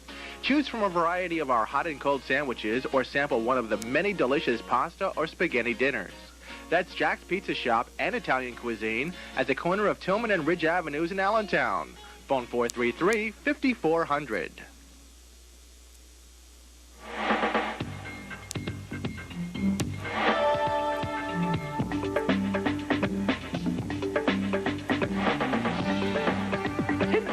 Pal, and beat it, because you are going out. Are you talking to me? There isn't a government on this planet that wouldn't kill us all for that. Honor, code, loyalty. A movie anytime you want one. Pretty impressive, huh? The Movie Channel. We're back. Both teams are back, and in fact, Scott Barr is down on the field, and he has Whitey Williams, the head coach of the Red Tornadoes, and he's going to talk to him a bit about halftime. Here we go. Gary, I'm down here on the field with head coach from Mount Carmel. Coach, what do you tell the team down 27-0 at the half? Well, just come back and earn some respect because, you know, we shot ourselves in the foot early with the block punt and got down 14-0. And when you're against a good quality team and with an offense like they run, we just didn't play up to par defensively. But, you know, we're just going to play with pride and play with a little bit of tradition here and hope to hang in there. Yeah, you had to expect the Central offense to be the way it was, but 30 yards total offense for the Tornadoes in the first half. You couldn't have expected that defense. Well, when you don't have the ball, it makes a lot of difference. I don't think we ran more than 12 plays in the first half. So that tells you their offense is moving the ball and our defense on the field a hell of a long time. Good luck, Coach. Back up in the booth to Gary. All right, Scott. Thanks, Scott. And let's go and look at our halftime stats. And Dick, there are some notes that I'm going to have to make early on. First of all, you see the yards rushing by Mount Carmel. They are really struggling carrying the ball. However, the 50-yard play by Jose Delgado turns out, by consensus viewpoint up here, to have been a shovel pass So therefore, the 50 yards is tacked onto the passing yardage, taken away from the rushing yardage. And what that means is that Jose is not over the 1,000 yards yet. I think he needs about 3 or 4 yards, Dick, for 1,000 yards. No question he'll probably get them, but I did want to make that correction. And now the expert analysis of the stats. That blinking light, Gary, that really sticks out even without the blink. You're talking about minus 13 yards rushing. We knew the weakness of the Red Tornado was their running game. Not necessarily weakness, but their real thing that they did the most, of course, would be the passing. And you look at that, and that's not very glaring either. The coach did come up with one suggestion. He says, hey, we haven't run that many plays. He says 12. Well, we got them for 16. That's not very many possessions in 24 minutes of football. And you don't know whether it's a matter of the offensive Central just being so dominating that they can't stop them, or is it the defensive Central that is so dominating that they can't do anything with it. Either way, it's a dominating score, and that's 27-0 in favor of the Vikings. The Red Tornadoes are going to get the football, and they're going to get it to start the second half. And, Dick, one would think that they've got to do something with it here early on just for their own psyche. Well, I did admire Whitey Williams, and one thing he said, Gary, he never talked about, storming back from nowhere and winning this game. He said, let's just gain a little bit of respect. In other words, we're District 3, we're 3A represented from District 11. Let's just change this around from a 27-point down at halftime. Because if you time that by 2, in 2 more quarters, you have yourself one heck of a blowout. Second half kickoff brought to you by Rarick Dodge, located on Route 512 in Bath. They have the 1994 Dodge Shadow in stock and ready for delivery. Every Shadow is equipped with a driver's side airbag and has a choice of a 4-cylinder or 6-cylinder engine. The Dodge Shadow has the power and styling to fit the needs of anyone in the family, and with a $1,000 manufacturer's rebate, it's sure to fit your budget. For a clean deal, come to Bath, come to Rarick Dodge. Check out the 1994 Dodge Shadow. The football will be placed down at about the 37-yard line where Mount Carmel will put it in play, 1st and 10. I think Ryan Seagreaves was in that stop, Gary. Short kickoff, but an even shorter return. Pretty good field position for the Red Tornadoes. Certainly field position that they might want to try that passing game. And in fact, we're going to call it the 38-yard line, 1st and 10. It'll be Higgins at quarterback. And it looks like his deep back is going to be Brett Veach. Dick, I can only think that Joe Sinkovich is not healed. He was injured last week, didn't play. We have not seen Sinkovich run the ball tonight. Yeah, he's strictly been a defender tonight. That was Brett Veach, who was the ball carrier. He is only a freshman, 5'8", 150 pounds. Veach gets the ball up to the 42-yard line, where he'll pick up 4 yards on the carry. In fact, we'll make it 3 and call it 2nd and 7. Ryan Ritter in on the tackle. You know, for the Red Tornadoes to come back, Gary, and be respectable, they got to do more than just play offense. They got to get something on D, too. They could start things off pretty well here in the second half if they can get on the board. Here comes the pitch back, and there's a pretty good run as they finally get some good yardage running the football, and that's Gary Spears carrying the ball for the first time tonight. Joe Naw comes up with a tackle, and Dick, lo and behold, their second first down of the ball game. And they got it, Gary, with a little bit of deception because they powered to the strong side of the field, the wide side of the field, and they pitched back to the weak side. And they are now at dead solid 0 in rushing yardage. So they've taken the minus 13 off the board on their first 2 carries. Handoff, deep back, Veach. Veach is going to get about 3 again. We see on top Mark Lapadula making the tackle. Somebody's down on the bottom, and I think it's Jimmy Morgan's, number 66. And it'll be a gain of 3, 2nd and 7. You know, you can never take that one beautiful stat away from the Red Tornadoes, Gary. The fact that they rank they rank 6th nationally in number of wins. So what a football tradition. I think they're first, Dick. I think they are number 1 in the state of Pennsylvania. Easton is 2. And there's a good hard run by Spears as he's hit and tackled by Harold Fairclough. You know, the fact that we haven't called Harold's name very much tonight tells you what kind of job the defensive line's been doing. Yeah, no, I was right, guy. They rank 6th nationally. Oh, nationally, in number of W's and 1st in Pennsylvania. Yeah, we had number 1, 2, and I think 11 this weekend in total wins in Pennsylvania. Pottsville 11, Easton 2. Down to the 42-yard line, 3rd and 3. Big play here for the Tornadoes. They put Veach over on the left side, and they move Sheptock back into the backfield and trying to get the first down, but going nowhere was, I believe, Brett Veach. And Veach is going to get tackled as he's hit by 55 Fairclough and also number 9, Ryan Ritter. And there is a loss of a yard on the play. And, Dick, I would think they'd be in 4-down territory, but they're going to punt. I tell you, he thought about it a long, long time, Gary. He checked that yardage marker several times before he decided to go ahead and punt. We saw a fake punt last night. Probably wouldn't be all that bad a call here. The punter is John Yastashak, number 69. It's end over end. It's going, boy, that punt's going nowhere. That O you heard was from the punter. 34-yard line. That punt was 9 yards. Well, he recognized it with an O before the others could scream it at him, Gary. A 9-yard punt. Dick, I think they probably, if they would have known that, would have gone for the first down. From the 34, 1st and 10 for Central. They're batting 100 tonight. 4 times on offense, 4 times in the end zone. Yeah, Timmy Crams even found that inner sanctum, Gary. Got himself 6 via the run. A win by Central tonight guarantees them a spot in the Eastern Final 2 weeks from today. Handoff goes to Delgado, I believe. Or was that Fogarty? Could have been Fogarty up to the 40. Fogarty picks up 6, 2nd and 4. You know, I look back to an earlier part of the season, Gary, when this team played Liberty, except the Vikings played Liberty, and, you know, Liberty comes up that first 7 minutes and just stormed, and yet Central turns around and scores 39 points on Liberty. Yeah, Liberty came down, marched right down the field, right, Dick? First time, first possession.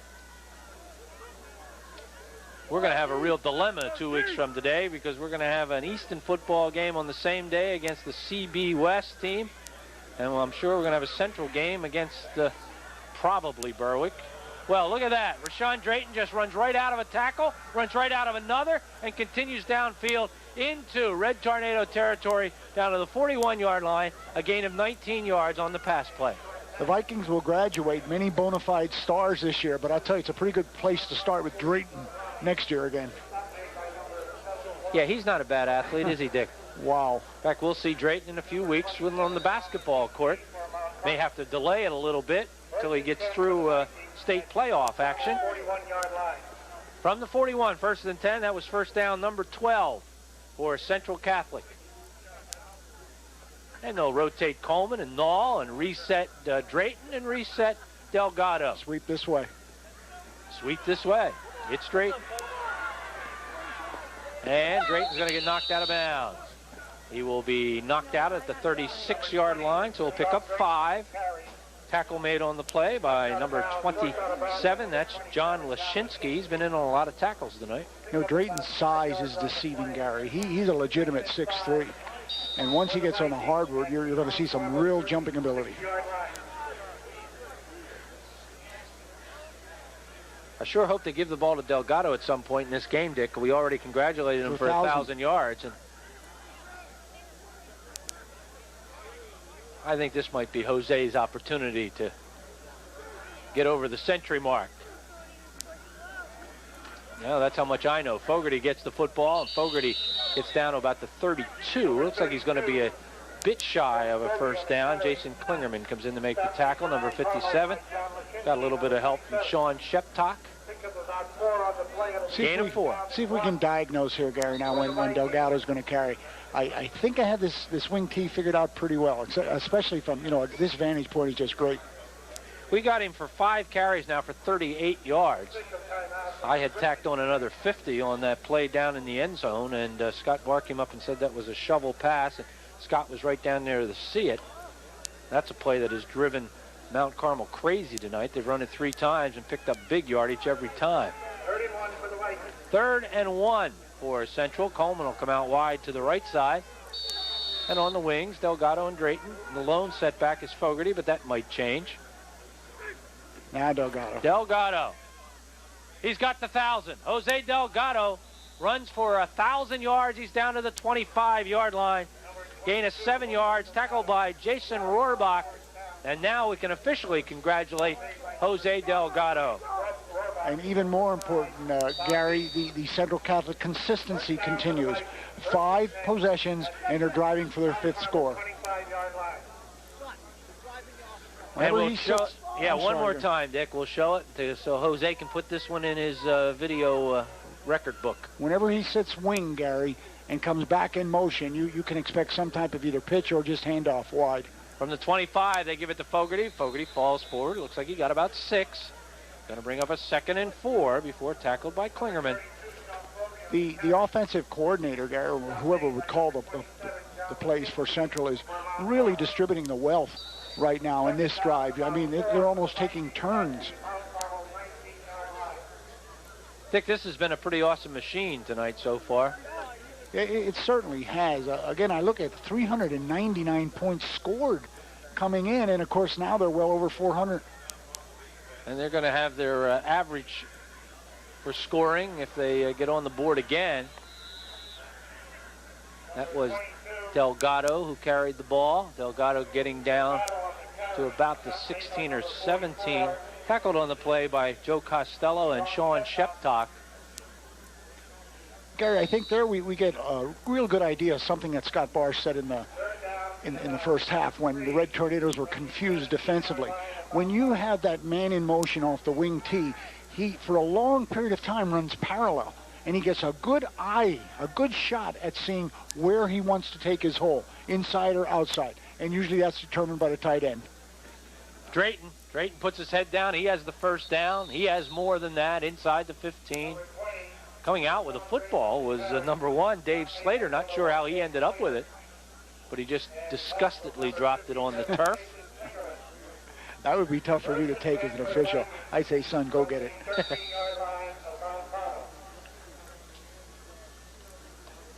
First down, number 14. The ball was on the 13.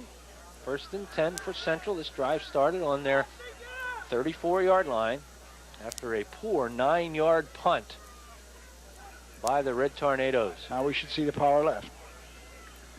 And there we will. Delgado going left. Delgado's in trouble, and there's a penalty flag in the area of holding. So, Dick, that's when you know you're having a bad night. On the one night you stop Central offensively, you're probably going to get the penalty anyway, and the defense didn't matter very much. Yeah, you know, coming into the season, one of the things that, probably the biggest concern of Jim Morgan's was the fact that, one, not overly big, especially on a very inexperienced interior line.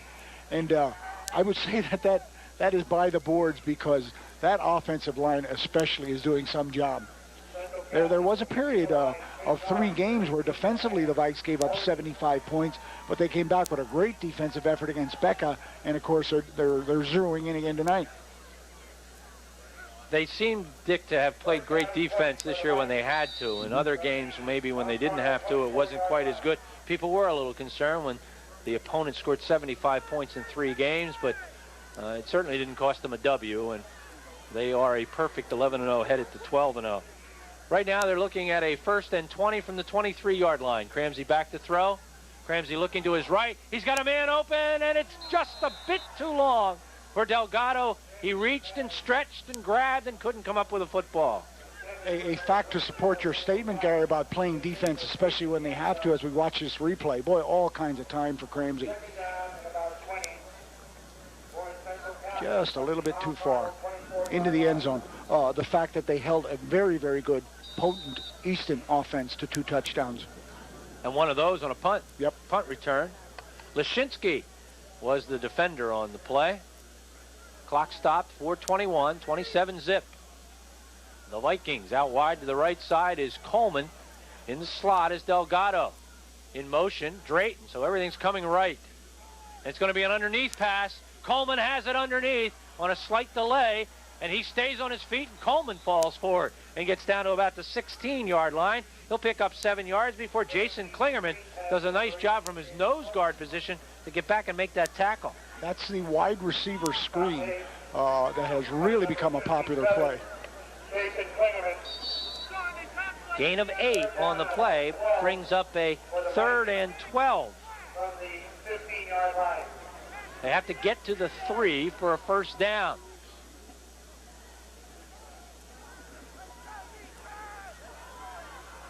Coldest night for football in 1993. It doesn't seem to have had much of an effect on the ball clubs. Penalty flag.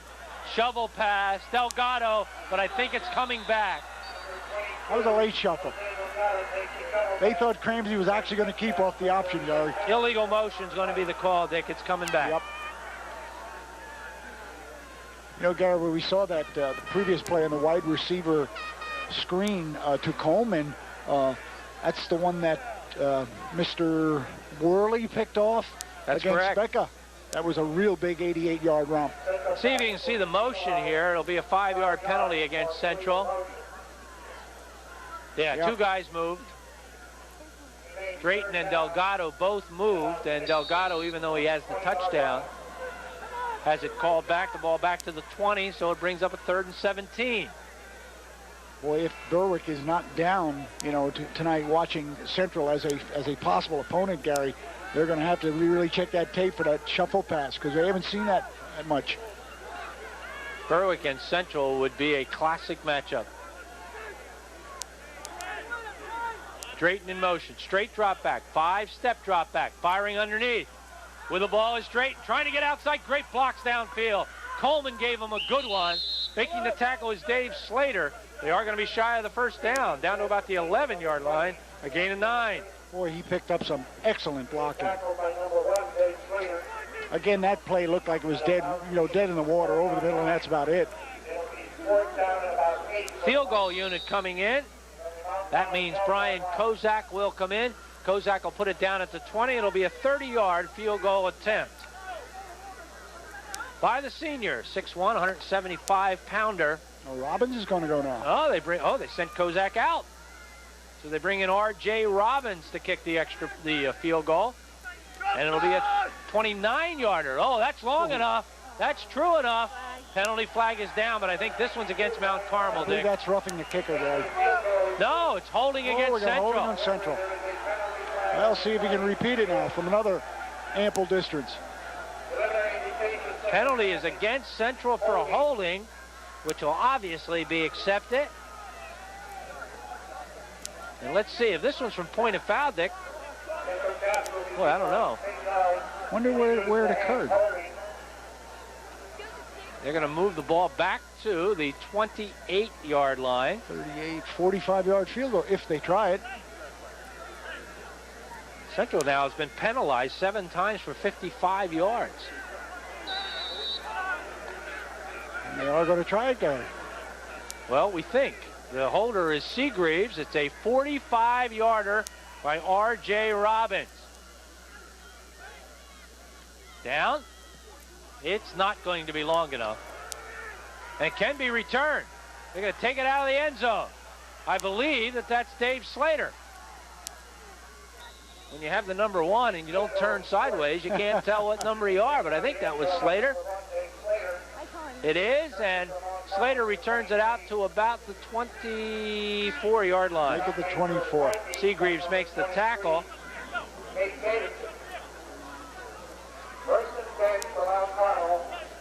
So Central field goal attempt is no good. First time they've been stopped on offense tonight.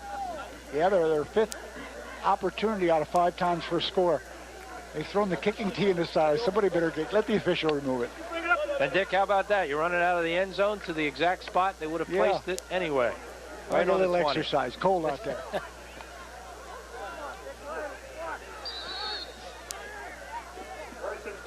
First and 10 from the 20. Back to throw is Higgins. Rolling, looking, popping it out to Veach. Oh, what a hit. And a screen by Mark Lapadula. Mark Lapadula. I tell you, he looked at the quarterback. He looked at the possible receiver. Great downfield coverage for the right.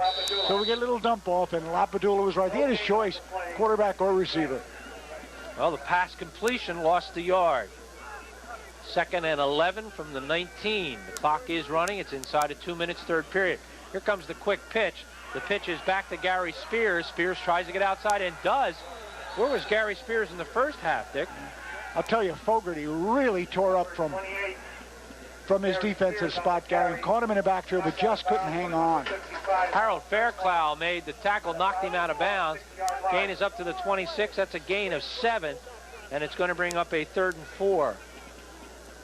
13 yards rushing by Mount Carmel, 42 yards passing.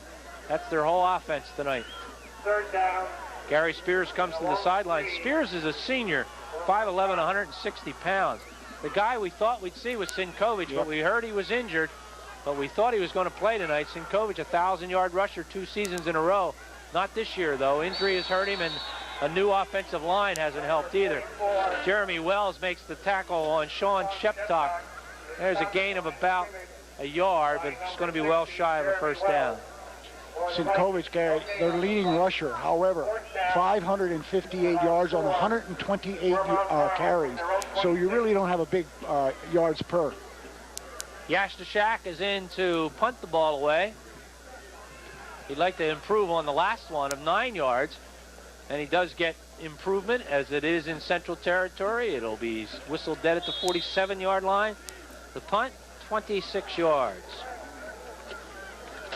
Well, Vikings looking to 6th possession now. Here in the second half, I'm sure they would feel rather dormant right now, and they want to get some points on that board. 1st and 10 from the 46. They'd be just as happy to watch that clock just continue to wind down and chalk up a District 11 championship. They last won it in 1991 in one of the greatest games we ever had, Dick, at Lehigh. That was a great football game. Talk the whole about atmosphere, you know, the crowd, everything else. How about the skilled players on the field that night? Remember that green line? Oh. 1st and 10 from the 46. Handoff goes to Volpe. Volpe is into Mount Carmel territory, down to the 49-yard line, before John Lashinsky, who's made a lot of tackles tonight, comes up with a tackle, a gain of 5, 2nd and 5. Volpe, another example, Gary, of an offensive back who fits the scheme, the position of the Central Catholic people, a real fullback type. Don't know if Central wants to run another play. I don't think they do. They are now at 126 yards rushing and 177 yards passing. A big night for the Central Catholic offense. We'll be back with 4th period action, 27-0, the Vikings.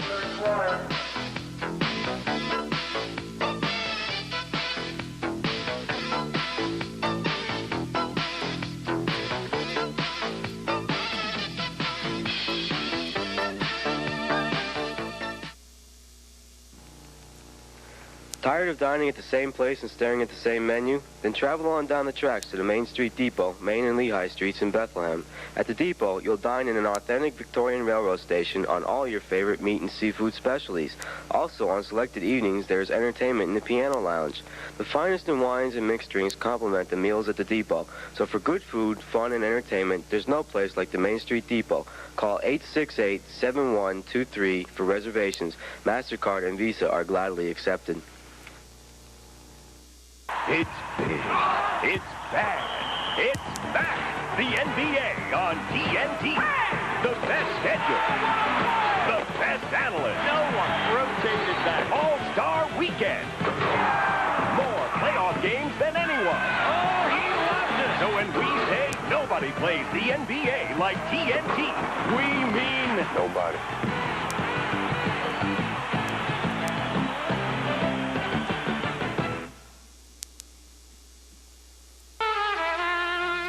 Your child may get hooked on something at school, something that affects coordination, concentration, and attitude. And you should encourage it. Kids in band tend to test higher in verbal, reading, and math skills, become more responsible and self-disciplined. There's a quality Yamaha instrument that's perfect for your child. Many available on a trial basis. Hooked on music, hooked for life. The light and tasty aroma of seafood can really brighten mealtime menus. To add flavor to your meals, put a convenient stop on your shopping list at Paul Heckenberger's Seafood in the Allentown Fairgrounds Farmers Market.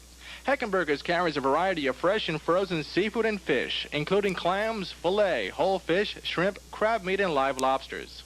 Heckenberger's also offers a full line of salads, like shrimp, seafood, and potato. Also, pastas and puddings are available. That's Heckenberger's Seafood at the Farmers Market. Twin County Cable, a world of choice. Twin County Cable,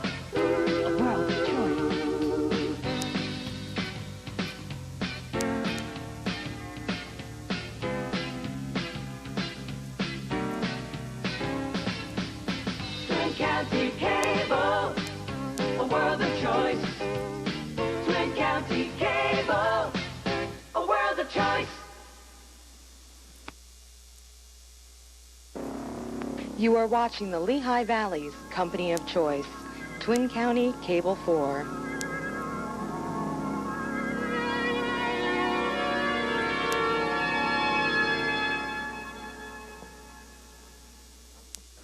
We're back. Fourth quarter is about to begin. We've got a report from the sidelines. Here's Scott Barr. Gary, I'm down on the field with Norb Cadden, who is down here evaluating the officials. He's his title is the PIAA Football Observer. If that were the case, I'd be the NFL Football Observer, because I do that every Sunday. But Norb's been down here 2 nights in a row. Easton Pottsville last night, Central, Mount Carmel here tonight. And Norb, from an official standpoint, how's it look? Well, it looks very good. You know, they have somewhat of an easy game to officiate due to some of the flags and some of the things that happen. But by and large, it's well officiated so far. What do you look for an official? You're evaluating them literally on everything they do. Yes, you look at all the positions of the officials and you evaluate the head linesman as to how he handles himself and what he does on the out-of-bounds plays. And when it is an out-of-bounds play, to make sure that there are 2 covering out of bounds so there's no carrying on with the players. And the referee, you watch how his control is of the game. The umpire, how he steps in and watches the holding, and the side judge and the back judge for their positions downfield. What has really struck me these past 2 nights being on the side of the field here is that a lot of these penalties are so flagrant and so easily visible, yet the fans in the stands see it a completely different way. Well, I think that is the constant rule of the fans who say, well, as soon as they see the yellow flag go, they say, oh my God, nothing happened. But as you just alluded to, that you see it as very evident, as was happened with the personal foul and the ejection of the player. It was quite evident of those things that happened. And the backfield emotions and the offsides are just right there. There's no question of what the penalty should be. Now, the games we've seen these past 2 nights, very different. From a competitive standpoint, last night's very close. Tonight's is a blowout. And also, last night's very clean, only 4 penalties. Tonight we had the ejection foul. Yes, right. We have a total of 9 so far of the penalties. Last night we had 1 in the first half and 3 in the second half, and it was a very clean fought game and a very good game. Not that this isn't. I'm not taking anything away from either one of the teams, but the dominant factor is the one that's scoring the most. Norm, good to have you down here. Glad to get an inside view of what it's like to actually take a look at these officials from what's strangely an objective point of view. Back up to Gary and Dick in the booth. And I love our timing, Dick, that while we're talking to Norb, we're having penalty after penalty called down on the field. I'll tell you, the Vikings are pressing a little self-destruct button offensively here, Gary. Well, that penalty turned out to be a 20-yarder until they got done walking it off. They're looking at 3rd and 24, 25 yards for a first down. Handoff goes to Volpe. Oh, he may get the first down. Volpe all the way up to the 46-yard line. You know, echoes of last night, and what I consider to be a very key play, 3rd and 24 last night, Ordway keeps on the option. Volpe picked up about 24 yards, so it's obviously shy of a first down by a couple. Several of the Vikings wanted to go for that first down, Gary. Veach was the tackler on the play, and it was Bobby Veach, so they will punt. First punt of the night by Central, and their punter is Jimmy Groller, number 11. So he has spent the night on the sidelines trying to stay warm. End over end punt. That is fielded by Slater, and now Slater is set up for the kill. The punt covered 35 yards, tackled by Ryan Ritter. Well, his judgment allowed him to make that bouncing reception, Gary, and at least get it out of the shadow of their goalpost. Got by the first one, but wasn't able to get by a line. Ball's on the 12-yard line of Mount Carmel. So they're looking to try to go 88 yards and get off the goose egg. 10:25 to go in the football game. It's been all Central Catholic. 27-0 at halftime. They have not scored here in the second half. Quick throw and toss out to the side. And it covered very, very well by Central Catholic. The catch by Jeff Trockey. Tackle made by Fogarty. Central has played those wideouts extremely well tonight, Gary. Playing them heads up, backing off, and really trying to disguise what they're doing defensively. but a lot of excellent coverage on the wideouts, because that's the reputation that the Red Tornadoes came in with.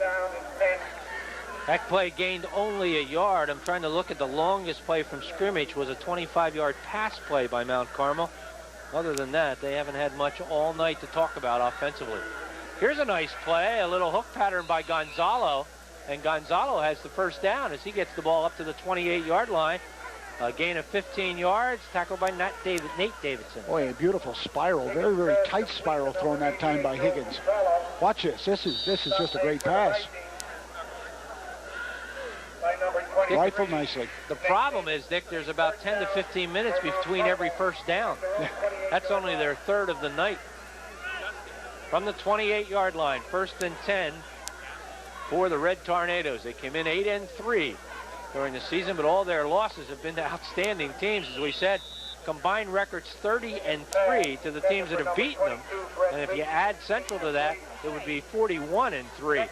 So they've lost to some outstanding teams. I want to talk a little bit about Joel Gonzalo's receptions, Gary. For the year, coming in 49 for 692 yards, 7 touchdowns. For a career, 69 receptions, 951 yards, and 18 touchdowns. We see Trockey and Brett Veach coming into the lineup. Clock is stopped as the Red Tornadoes filling the air with football. Footballs could be a long fourth period of play. Gonzalo out wide to the right side. Coming in motion is Trockey. Back to throw. We have a penalty flag down. Higgins. He's got Veach. Looking for Veach. Broken up. Good defensive play by Ryan Seagreaves. Well, you saw that collision coming. I thought the impact might be a lot greater. Well, luckily, Dick Seagreaves played ball and not man. If he plays man, he crushes Veach. You're right, because a lot of those DBs just don't bother playing the ball at all. They just want to punish. Penalty is against Mount Carmel for illegal motion. It's going to be declined by Central, 2nd and 10. In fact, they'll be 3rd and 10 from the 28. And that was on the whole tile. We believe that we'll have football for you next weekend. Liberty will be playing Williamsport for the Eastern Conference Championship 4A. That game will be at Bethlehem School District Stadium. And if things work out for us, we'll have that game for you next Saturday. Middle screen. Over the middle, and it's Trockey, and Trockey has some running room. Trockey gets the ball down to the 45-yard line. Has a pretty nice block thrown for him by Jamie Rowland. The gain to the 45 is 17 yards. When you get an aggressive defense, especially when they don't respect a running game, Gary, they're going to put great pressure on that passer. So the screen here is an excellent call. Both backs flare, throw it right over the middle. 7 for 12 now for 75 yards by Mike Higgins. Go! Higgins again. It's going to be a quick out pattern collected by Gonzalo. Gonzalo will go down at the 42-yard line, tackled by Nate Davidson. Gain on the play, 13 yards, another first down. I think that play, Gary, is characteristic of another very visible thing that the Vikings have done so well this year. A lot of individual tackling. In, a missed tackle could really cause a great big gainer. They've done a lot of one-on-one tackling. Best sequence of plays for Mount Carmel all night long. This is the 7th play of this drive, their longest drive of the night. And as I say that, Veach is pounded down to the turf, and coming out is Harold Fairclough. And Harold at 210 looks hurt, Dick. He's coming right out of the game. Yeah, he's injured. Oh, it's a fumble on the play, but he does look like he was shaken up. And Jeremy Wells, I believe, came up with a fumble recovery. So just when things started to look good for Mount Carmel, they have their first turnover of the night, and the Vikings will take over 1st and 10. Well, the one thing that Coach Williams trying to get, Gary, is a little bit of respectability. He had it during that drive, but this fumble, as we'll watch right now, takes that initiative away from the Red Tornadoes. It's Fairclough that makes the hit, and that causes the fumble. And there is the ball. The ball is loose in that pile. And Jeremy Wells, we believe, came up with a fumble recovery. 1st and 10 Central from their own 43-yard line. Handoff, Volpe. Volpe is hit up top by number 66, Jason Rohrbach. He's a 250-pounder, so he had no trouble putting Volpe down. Volpe's going to maybe lose a half a yard. No, they're going to move it forward. Give him a half a yard. 2nd and 9. I tell you, the Red Tornadoes, as evidenced by, an even game here in the second half, have played inspiring football. but their fans are heading home. Yes, they are. Well, that's a long trip, Gary. Starting to leave. It's about an hour and a half to get to Mount Carmel, and it's going to be a long hour and a half tonight.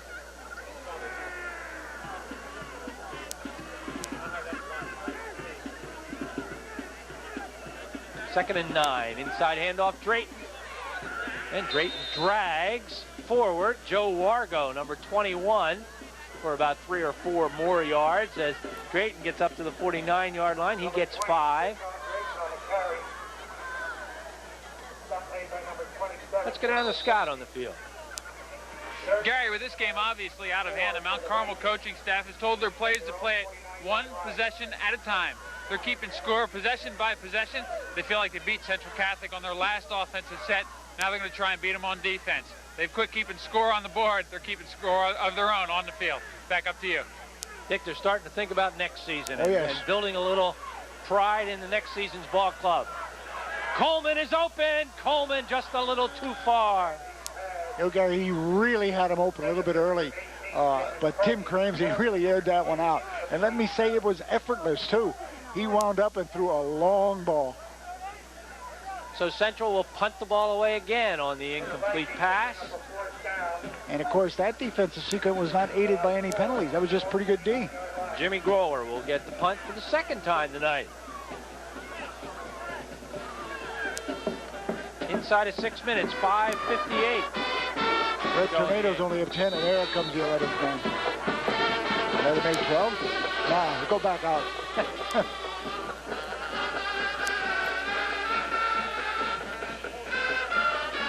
Grower, pretty nice punt, hangs up there pretty high. We'll get a Central roll. We'll get inside the 20. Oh, there's a tough block thrown. And we're going to show you the incomplete pass to Coleman. Close. He heaved this one, Gary.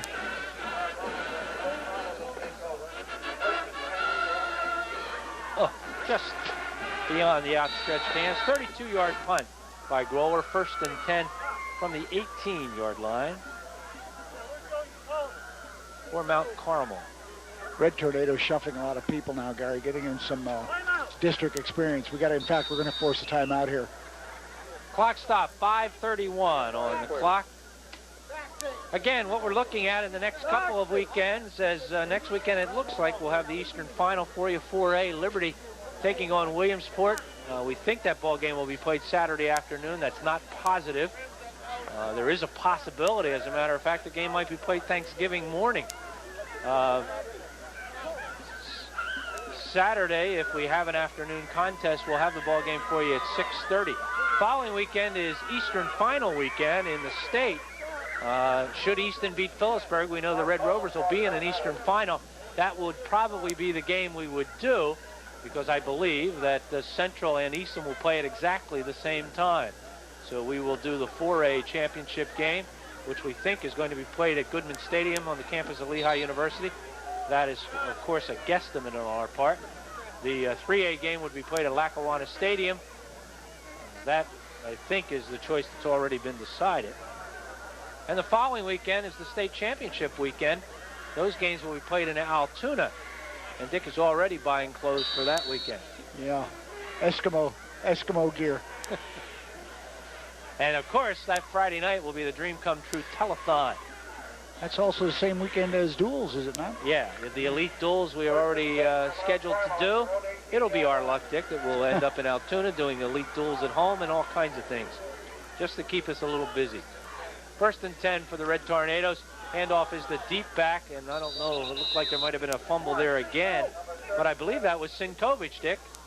I think Sinkovich was in there for the first time tonight. Well, I'll tell you, if he can get banged around defensively and do some banging of his own, you would think he could play some offense also.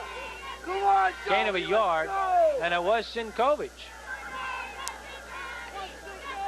Joe Sinkovich, you hear him getting some cheers from his teammates as Joe Sinkovich playing for the Red Tornadoes for the last time in his career. He has had a great career there. Inside handoff to Trockey. Trockey gets up over the 30-yard line, out to the 31. He'll get about 11 yards, 1st down. Joe Sinkovich's career 606 carries for 3,097 yards. Total career yardage 4195, Gary, coming in. He's limping badly. And I guess that's why he wanted to come in and carry the ball a couple of times. And he is limping from that tailback position. He's going to get the ball. Sinkovich bounce off a tackler. Dick, it doesn't look like he has a lot of strength in that right leg. No, I don't think so. Give him a pat on the back for guts, however. This ball game's over. Chris Wagner in on the tackle. Well, I'll tell you, with that weather, Gary, it hurts just a little bit more. A lot of subs coming into the ball game now for Central Catholic defensively. Some clean green out on the field. Second and a long 9. The ball just over the 31. That's where this sequence began. Clock is stopped at 4:06. And we see big number 70 coming in. Eric Majerski, 6'4", 275-pound junior. And rather big, number 65 leaving. Dick, what are the Catholics supposed to be eating these days? It was good cafeteria food. Higgins. Over the top, penalty flag will come down. Gonzalo was the intended receiver. Penalty to be called against Ryan Seagreaves. I think the call's against Fogarty. I'll tell you, he does a pretty good job at D, except he leans on the shoulder to do it. I think this is a pretty amazing stat in itself. That's the 9th penalty against Central for 85 yards. They're not too happy with that, especially in the second half. Darrell Woodring's going to have a 100-yard game, and he's the referee. Pass interference, 15-yard penalty. Central Catholic will be penalized 15 yards. Want you to know, I was very nice to that officiating crew this evening when we went in and chatted. Of course, I wasn't talking to anybody at that time. I thought you were going to say you were very nice because you didn't go in and chat. But you did go in and talk to a few of the men. Well, you always like to give them their instruction. Veach, oh, what a catch. Oh, what a play. Bobby Veach is going to go all the way. Bobby Veach for 54 yards and a touchdown, and that gets the Mount Carmel fans on their feet. You know, I thought that was an interception. I really did. I don't know where that outstretched reach came from. That was being gauged by the Vikes. You'll watch this. This defender's just waiting to pick this thing off. He makes an excellent reach here. And splits the defenders. They knock each other off. Higgins to Bobby Veach. Well, I think that's one thing that Coach Williams has kept his pleasure with, Gary, about a little bit of respectability. The second half, I mean, take away the 27-0 zip at halftime, and you have more than an even game. So Mount Carmel gets on the board, and as we said, they're going to build on this second half for next season. Whitey Williams came in and did a great job, replacing a legend in Jazz Diminick. Diminick coached there for 30 years. Last season was 6-4-1. Williams came in with no offensive line at all, with any experience, and had an 8-3 ball game. That ball's up for grabs. That's going to fall incomplete. 27-6 with 3:32 to go in the game. That's what you call a rainbow, Gary. That had all of the spectrum colors in it. What's this? Now we got a problem in the end zone. You wouldn't think they could do you much good to throw a Hail Mary against the Catholic school. Delgado was upset about something, Gary. They had to pull him away. Jose's been known to do a little talking in a ball game, Dick. We just might see a lot of clean jerseys coming in now both ways. Let's see what happened on the play. The play really not all that big a deal, but it ends up creating a little controversy. We're going to continue with it. And it's out of the end zone, obviously, and then we see some pushing and shoving. Oh, and a flag. There's a penalty flag, and we think 2 players have been ejected. I think Delgado was ejected and Trocchi was ejected. There's 29 Trocchi. I think he's out of the ball game, and I think Jose Delgado's out of the ball game. And I think the Red Tornadoes are going to kick off from a long way away. And Trocchi getting a talking to from his head coach, Whitey Williams. They'll be kicking from the 25, Gary. Mount Carmel will be penalized 15 yards for an infraction on the extra point attempt. Well, Dick, maybe there was no penalty against Delgado. No, Delgado's deep to receive. He and Drayton. All right, so we apologize to Jose. ball foul on the extra point attempt. So the penalty is going to force Mount Carmel to kick off from their own 25-yard line. Mount Carmel, their third penalty of the night. Well, I better check my stats here before I say that. It might be a little more than that. Third penalty for 32 yards. Well, the onside kick would be the usual thing, Gary, but I don't know at this depth. Oh, they kick it deep. And it goes over Drayton's head. Drayton just trying to find the ball. He falls on it. How about that, Dick? You kick from your own 25, and you put the other team all the way back to their own 15. In poor field position. Let's get down to Scott. Gary, we've seen the last play for two Mount Carmel seniors on that last series for two completely different reasons. You saw Jeff Trocchi lead the field, another accused by the officials of throwing a punch at a Central Catholic player, and Joey Sinkovic left the field to the applause of his teammates, made the last carry of a 4-year career for the Red Tornadoes. He came off. He won't be seen again. The next offensive series will be entirely JV for Mount Carmel. Back up to you. And we see all kinds of white shirts out there now, Dick. So we got we do. Basically JV squad out there for Mount Carmel. And Central's got a lot of new faces too. And Central's going to call a timeout. I think they were a little bit confused as to who was supposed to be in there and who was not supposed to be in there. So they'll call a timeout with 2:58 on the clock. Ken Eisenhardt's going to take over the offensive leadership at quarterback for the Vikings. Gary, number 17, Ken comes in as a 6-foot, 205-pound junior. Cramsey at 210, so they bring in the guy behind him at 205. And perhaps Kenny will inherit that spot next year after Tim Cramsey finishes his career. But Tim would love to play 2 more games, Dick. Oh, wouldn't he ever? I'll tell you, that would be the high point of his career. Our thanks to the crew for doing a terrific job. A very cold night. And they're down there. They've had a tough year for weather conditions. We've had some of the worst rainstorms we've ever had to do football games. And tonight is our first really cold night.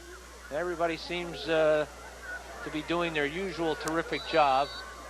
And, of course, the people in the truck just suffering with about 70-degree heat.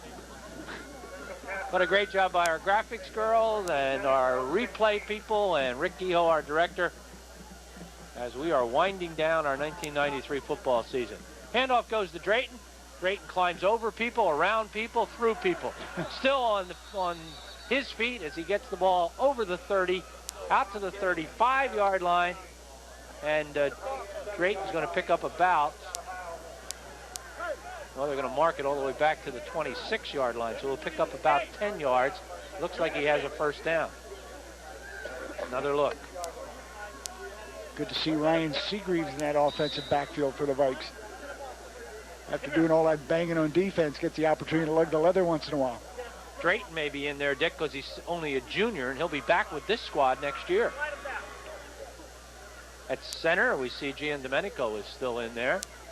Quarterback is Ken Eisenhardt, as Dick said. Handoff goes to the first back through, and that, I think, is Fogarty. Fogarty's still in there? No, that's 33. Frank Gallagher is the ball carrier, and Gallagher gets the ball up to the 33-yard line, gains 7 yards. Nice gesture, Frank Gallagher, 170-pound senior, getting a shot here in the end. I bet Ryan Sears in that huddle and said, get me the ball, get me the ball.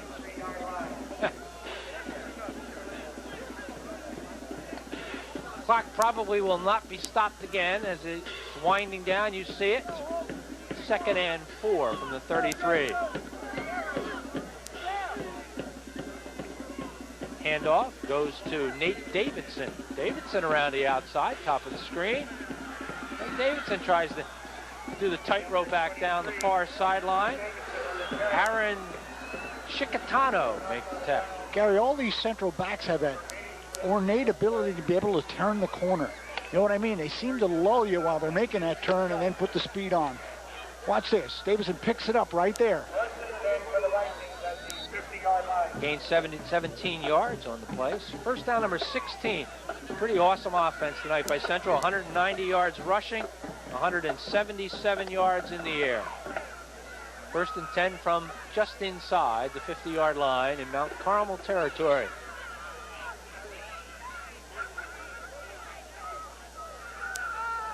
Hand off goes to Gallagher.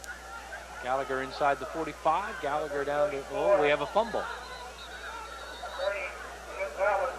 People diving for the ball, and I'm not sure who's going to come up with it. And the ball's down the 30-yard line, number 72. And they're going to call it down. No, it's going to be Mount Carmel football. So the recovery by Brett Beach. No, check it, 72. 72 is Brian Dixon. He almost got away with one there, Gary. Evidently, he was downed when the recovery was made, but it is going to. Tornadoes will have the last lick here offensively. 1st and 10 for the Red Tornadoes from the 45-yard line. Another look at the mix-up. Much ado. I suggest we're going to see that Beach throw again. That was a beautiful, beautiful down the middle, over the shoulder, extended arms catch. Well, I don't think you're going to see any of the regulars in there except for some of the underclassmen. There will be the presentation of medals and trophies at the end of the ball game. We hope to have an interview on the field with Jim Morgans. After the game, you can talk. Get over it. Let's go. Let's go. You only coach on the field, guy. You also coach off the field. You hear Mount Carmel coaches telling their kids that this one's not over yet. They come out here and watch the game until it's all over. From the 45-yard line, 1st and 10, and a whole bunch of new people are in there. That quarterback is Nick Goretzky. And that ball is loose. Kyle Sokol was carrying the ball. There's going to be a loss of 3, make it 4 on the play. Tackled by Saramelli. Well, the Vikes certainly add to their glowing statistics, Gary. You're talking about a 12-0 spot right now.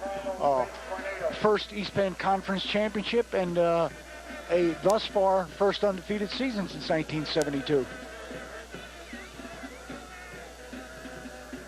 That was a team that featured Dan Kendrick quarterback and Jeff McGeehan, I think, as the split end. I guess Walt King was Walt King, coach. Yeah, that's right. You know, Gary, surprisingly, Mount Carmel comes in here with a 2-0 edge over the Vikes in games played in the past. So the Vikings will be having that in a few short minutes. Seconds. Dick, the pass play was from Goretzky to Cheddar. Pete Cheddar, number 35, a sophomore. So a couple of sophomores linking up. Gets the ball up to the 48-yard line where it's a 3rd and 7, final 30 seconds of the game. Goretzky will throw the ball out and complete it to Eric Higgins. And Higgins is tackled by Mike Saramelli. And Mount Carmel's going to call timeout. And that upsets our director to no end. Even the fans didn't like that timeout, Gary. Rick Guillo very upset by that call, screaming in my ear. From the Vikings 48-yard line, Mount Carmel calls timeout. So Mount Carmel calls timeout and tries to set up that 22-point play. We should have that NBA 20-second timeout by now. No, Dick, we should have that no timeout right now. All right, the final gasp of the Red Tornadoes. They're going to look back on this as a successful season, no matter what. 8-4, hey, 2 out of 3, that's not bad. Getting to a district final. This should be intercepted. No, it's dropped, and probably rightfully so, except the clock stops at 7 seconds. Frank Gallagher with the D. Going to prolong this for one more play, right? Well, the Vikes get the ball, that's right, 1st down. You say that like it's good news. No, I was wondering why he would drop the ball. I'm really not certain it was intentional. All right. Smart play by Frank Gallagher. Football hopefully next weekend. Football 2 weeks from today. Dream come true. 2 weeks from last night. The big telethon. Get ready to call us up and pledge some bucks. And basketball will start the following weekend, unless, of course, we have some football and some wrestling. And Dick, what happened to the mid-season break? We don't get any mid-season No break.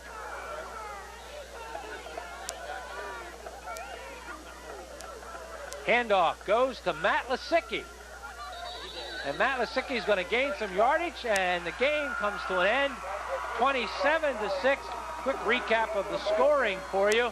Tim Cramsey to Jose Delgado for 31 yards with 7:54 to go in the first period. Kozak with his extra point, his first of 3 tonight. It was 7-0 Central.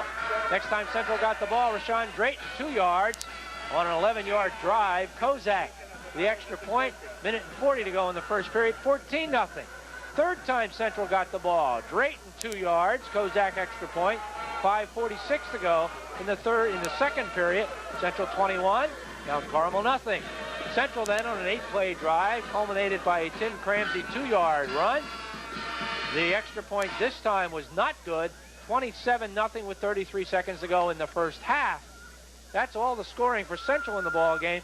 Now Carmel finally got on the board when they put together a 4-play drive, a Higgins to Bobby Beach pass for 54 yards and the touchdown. The extra point try, the 2-point try, was no good. 27-6 our final score. You got to look at the new District 11 chairman, Jack Wabi. He was carrying the District 11 trophy that he will present to the Central Catholic Vikings. And Dick, we have not seen a weakness in this Central Catholic Ball Club. It's going to take a great team to beat them, and it's probably going to be a great team that they will meet next. Yes, certainly one with national recognition, Gary.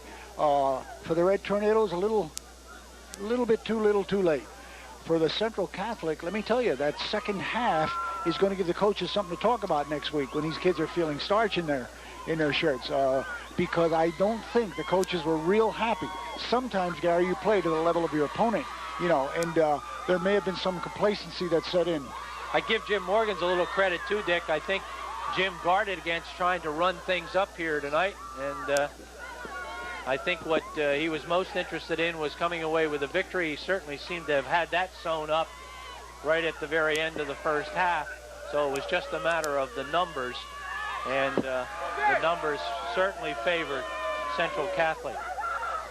We see the scoreboard has gone black on us, and we are waiting to go down on the field so that Scott Barr can chat with some of the Central Catholic Vikings before we get out of here, and let's do that right now. Gary, down here with the 2 offensive stars for Central Catholic, who look all too familiar to the Red Tornadoes, standing off just to our right. Rashawn Drayton. Rashawn, great day rushing the ball. A lot of credit goes to that offensive line. Yeah, the offensive line was blocking real well. Jose was the other halfback. He has to block in the corner. He was blocking well. He just had a good day. Just pushed the ball down the field. The line just kept on blocking. We had a good day. A lot of emotion down there on the field, especially defensively from Mount Carmel. Yeah, the defense was tight for both squads. We were ready to play. It's a big game. Both sides of the ball is ready to play. We're just coming out hitting and playing hard football. Great game. Over to Jose Delgado. Jose, a couple of big shovel passes there that broke loose real long. Yeah, everybody knows that's our bread and butter, but they can't still stop it. You went on defense as well. The Vikings able to stop the Mount Carmel offense. Our defense came up big except for that pass, where I guess number 5 made a great play. He scored, but besides that, the hit squad played great. A little trash talk on the sidelines, too. Oh, yeah, they came down here with a lot of disrespect. We just played our game, though. Scoreboard shows it all. The scoreboard certainly does show it all. Gary, we'll go back up to you. We'll come back here with the head coach. All right, Scott, thank you very much. When you talk to those 2 guys, they talk almost as fast as they run, and they are very pleased with the way this ball game ended here this evening. They're lined up, and a bunch of guys are going to be wearing gold around their neck for the Central Catholic Vikings. As we said, their next stop will be in 2 weeks, so they're going to get a little bit of a break, I'm sure, from their rigorous practice schedule. And they will play either Berwick or we believe that it won't be the Shamokin. If Shamokin beats Berwick, I think they're going to end up playing someone else. It's not an automatic bid if you come out of the Eastern Conference as the champion, so they may very well go to a district champion up in the northern part of the state to get to the Eastern Final. However, it would be a big shock if the Berwick Dogs do not come up with a victory next week for an Eastern Conference championship. Remember, they are ranked number 11 in the nation, and one would think that they have not yet seen the likes of the Central Catholic Vikings as an opponent. They did beat Becca today, but Becca gave them a game 15-3, and Berwick scored in the last minute of the game to make it 15-3. Down on the field, Scott Barr. Here he is with the coach. Gary, down here with the victorious coach, Jim Morgan. Jim, Vikings came tonight as advertised. Oh, yeah, you know, I'm really proud of the kids. They came to play. This was a big ball game. We had a big ball game last week for the East Penn League Championship, and it's just a credit to our kids that they can keep getting up week after week. I'm really proud of them and really happy for them, and you know, now we'll maybe get a day or two rest. One thing that you may notice, that all the emotion penalties went against Mount Carmel. A lot of poise in the green and gold. Yeah, and you know, again, I'm really happy with that. You know, our kids kept their composure, and that's one thing we talked about. You know, we know that they're a young football team, and we told them that you know, they might get a little emotional, and we've been here before in a couple big games, and to keep our composure, and they did a great job. Mount Carmel, a lot of freshmen, sophomores, and juniors. You'll probably see them again down the road. Yeah, I'm sure, you know, they're going to be back. They've got a lot of young kids, and I talked to Coach to Whitey before the game, and he said they didn't really expect to be in a championship game. So, but you know, he's looking for bigger and better things out of his kids. How about Berwick in 2 weeks? Well, if it's Berwick, then it'll be Berwick. You know, whoever it is, you know, we're going to prepare our kids and do the best we can. Congratulations on the district championship, Coach. Thank you very much. Back to you, Gary and Dick. Thanks very much, Scott Barr, and congratulations, too, to the Central Catholic Vikings of '93 for a District 11 championship. Congratulations to Jim Morgans and his staff for an outstanding season thus far, and they'll try to carry it just a little bit further. They're now 12-0. Final score tonight, 27-6. Our thanks to Scott Barr for his reports from down on the field and to Dick Tracy for his expert analysis. The whole crew doing a terrific job under adverse conditions. We thank you, as always, for watching.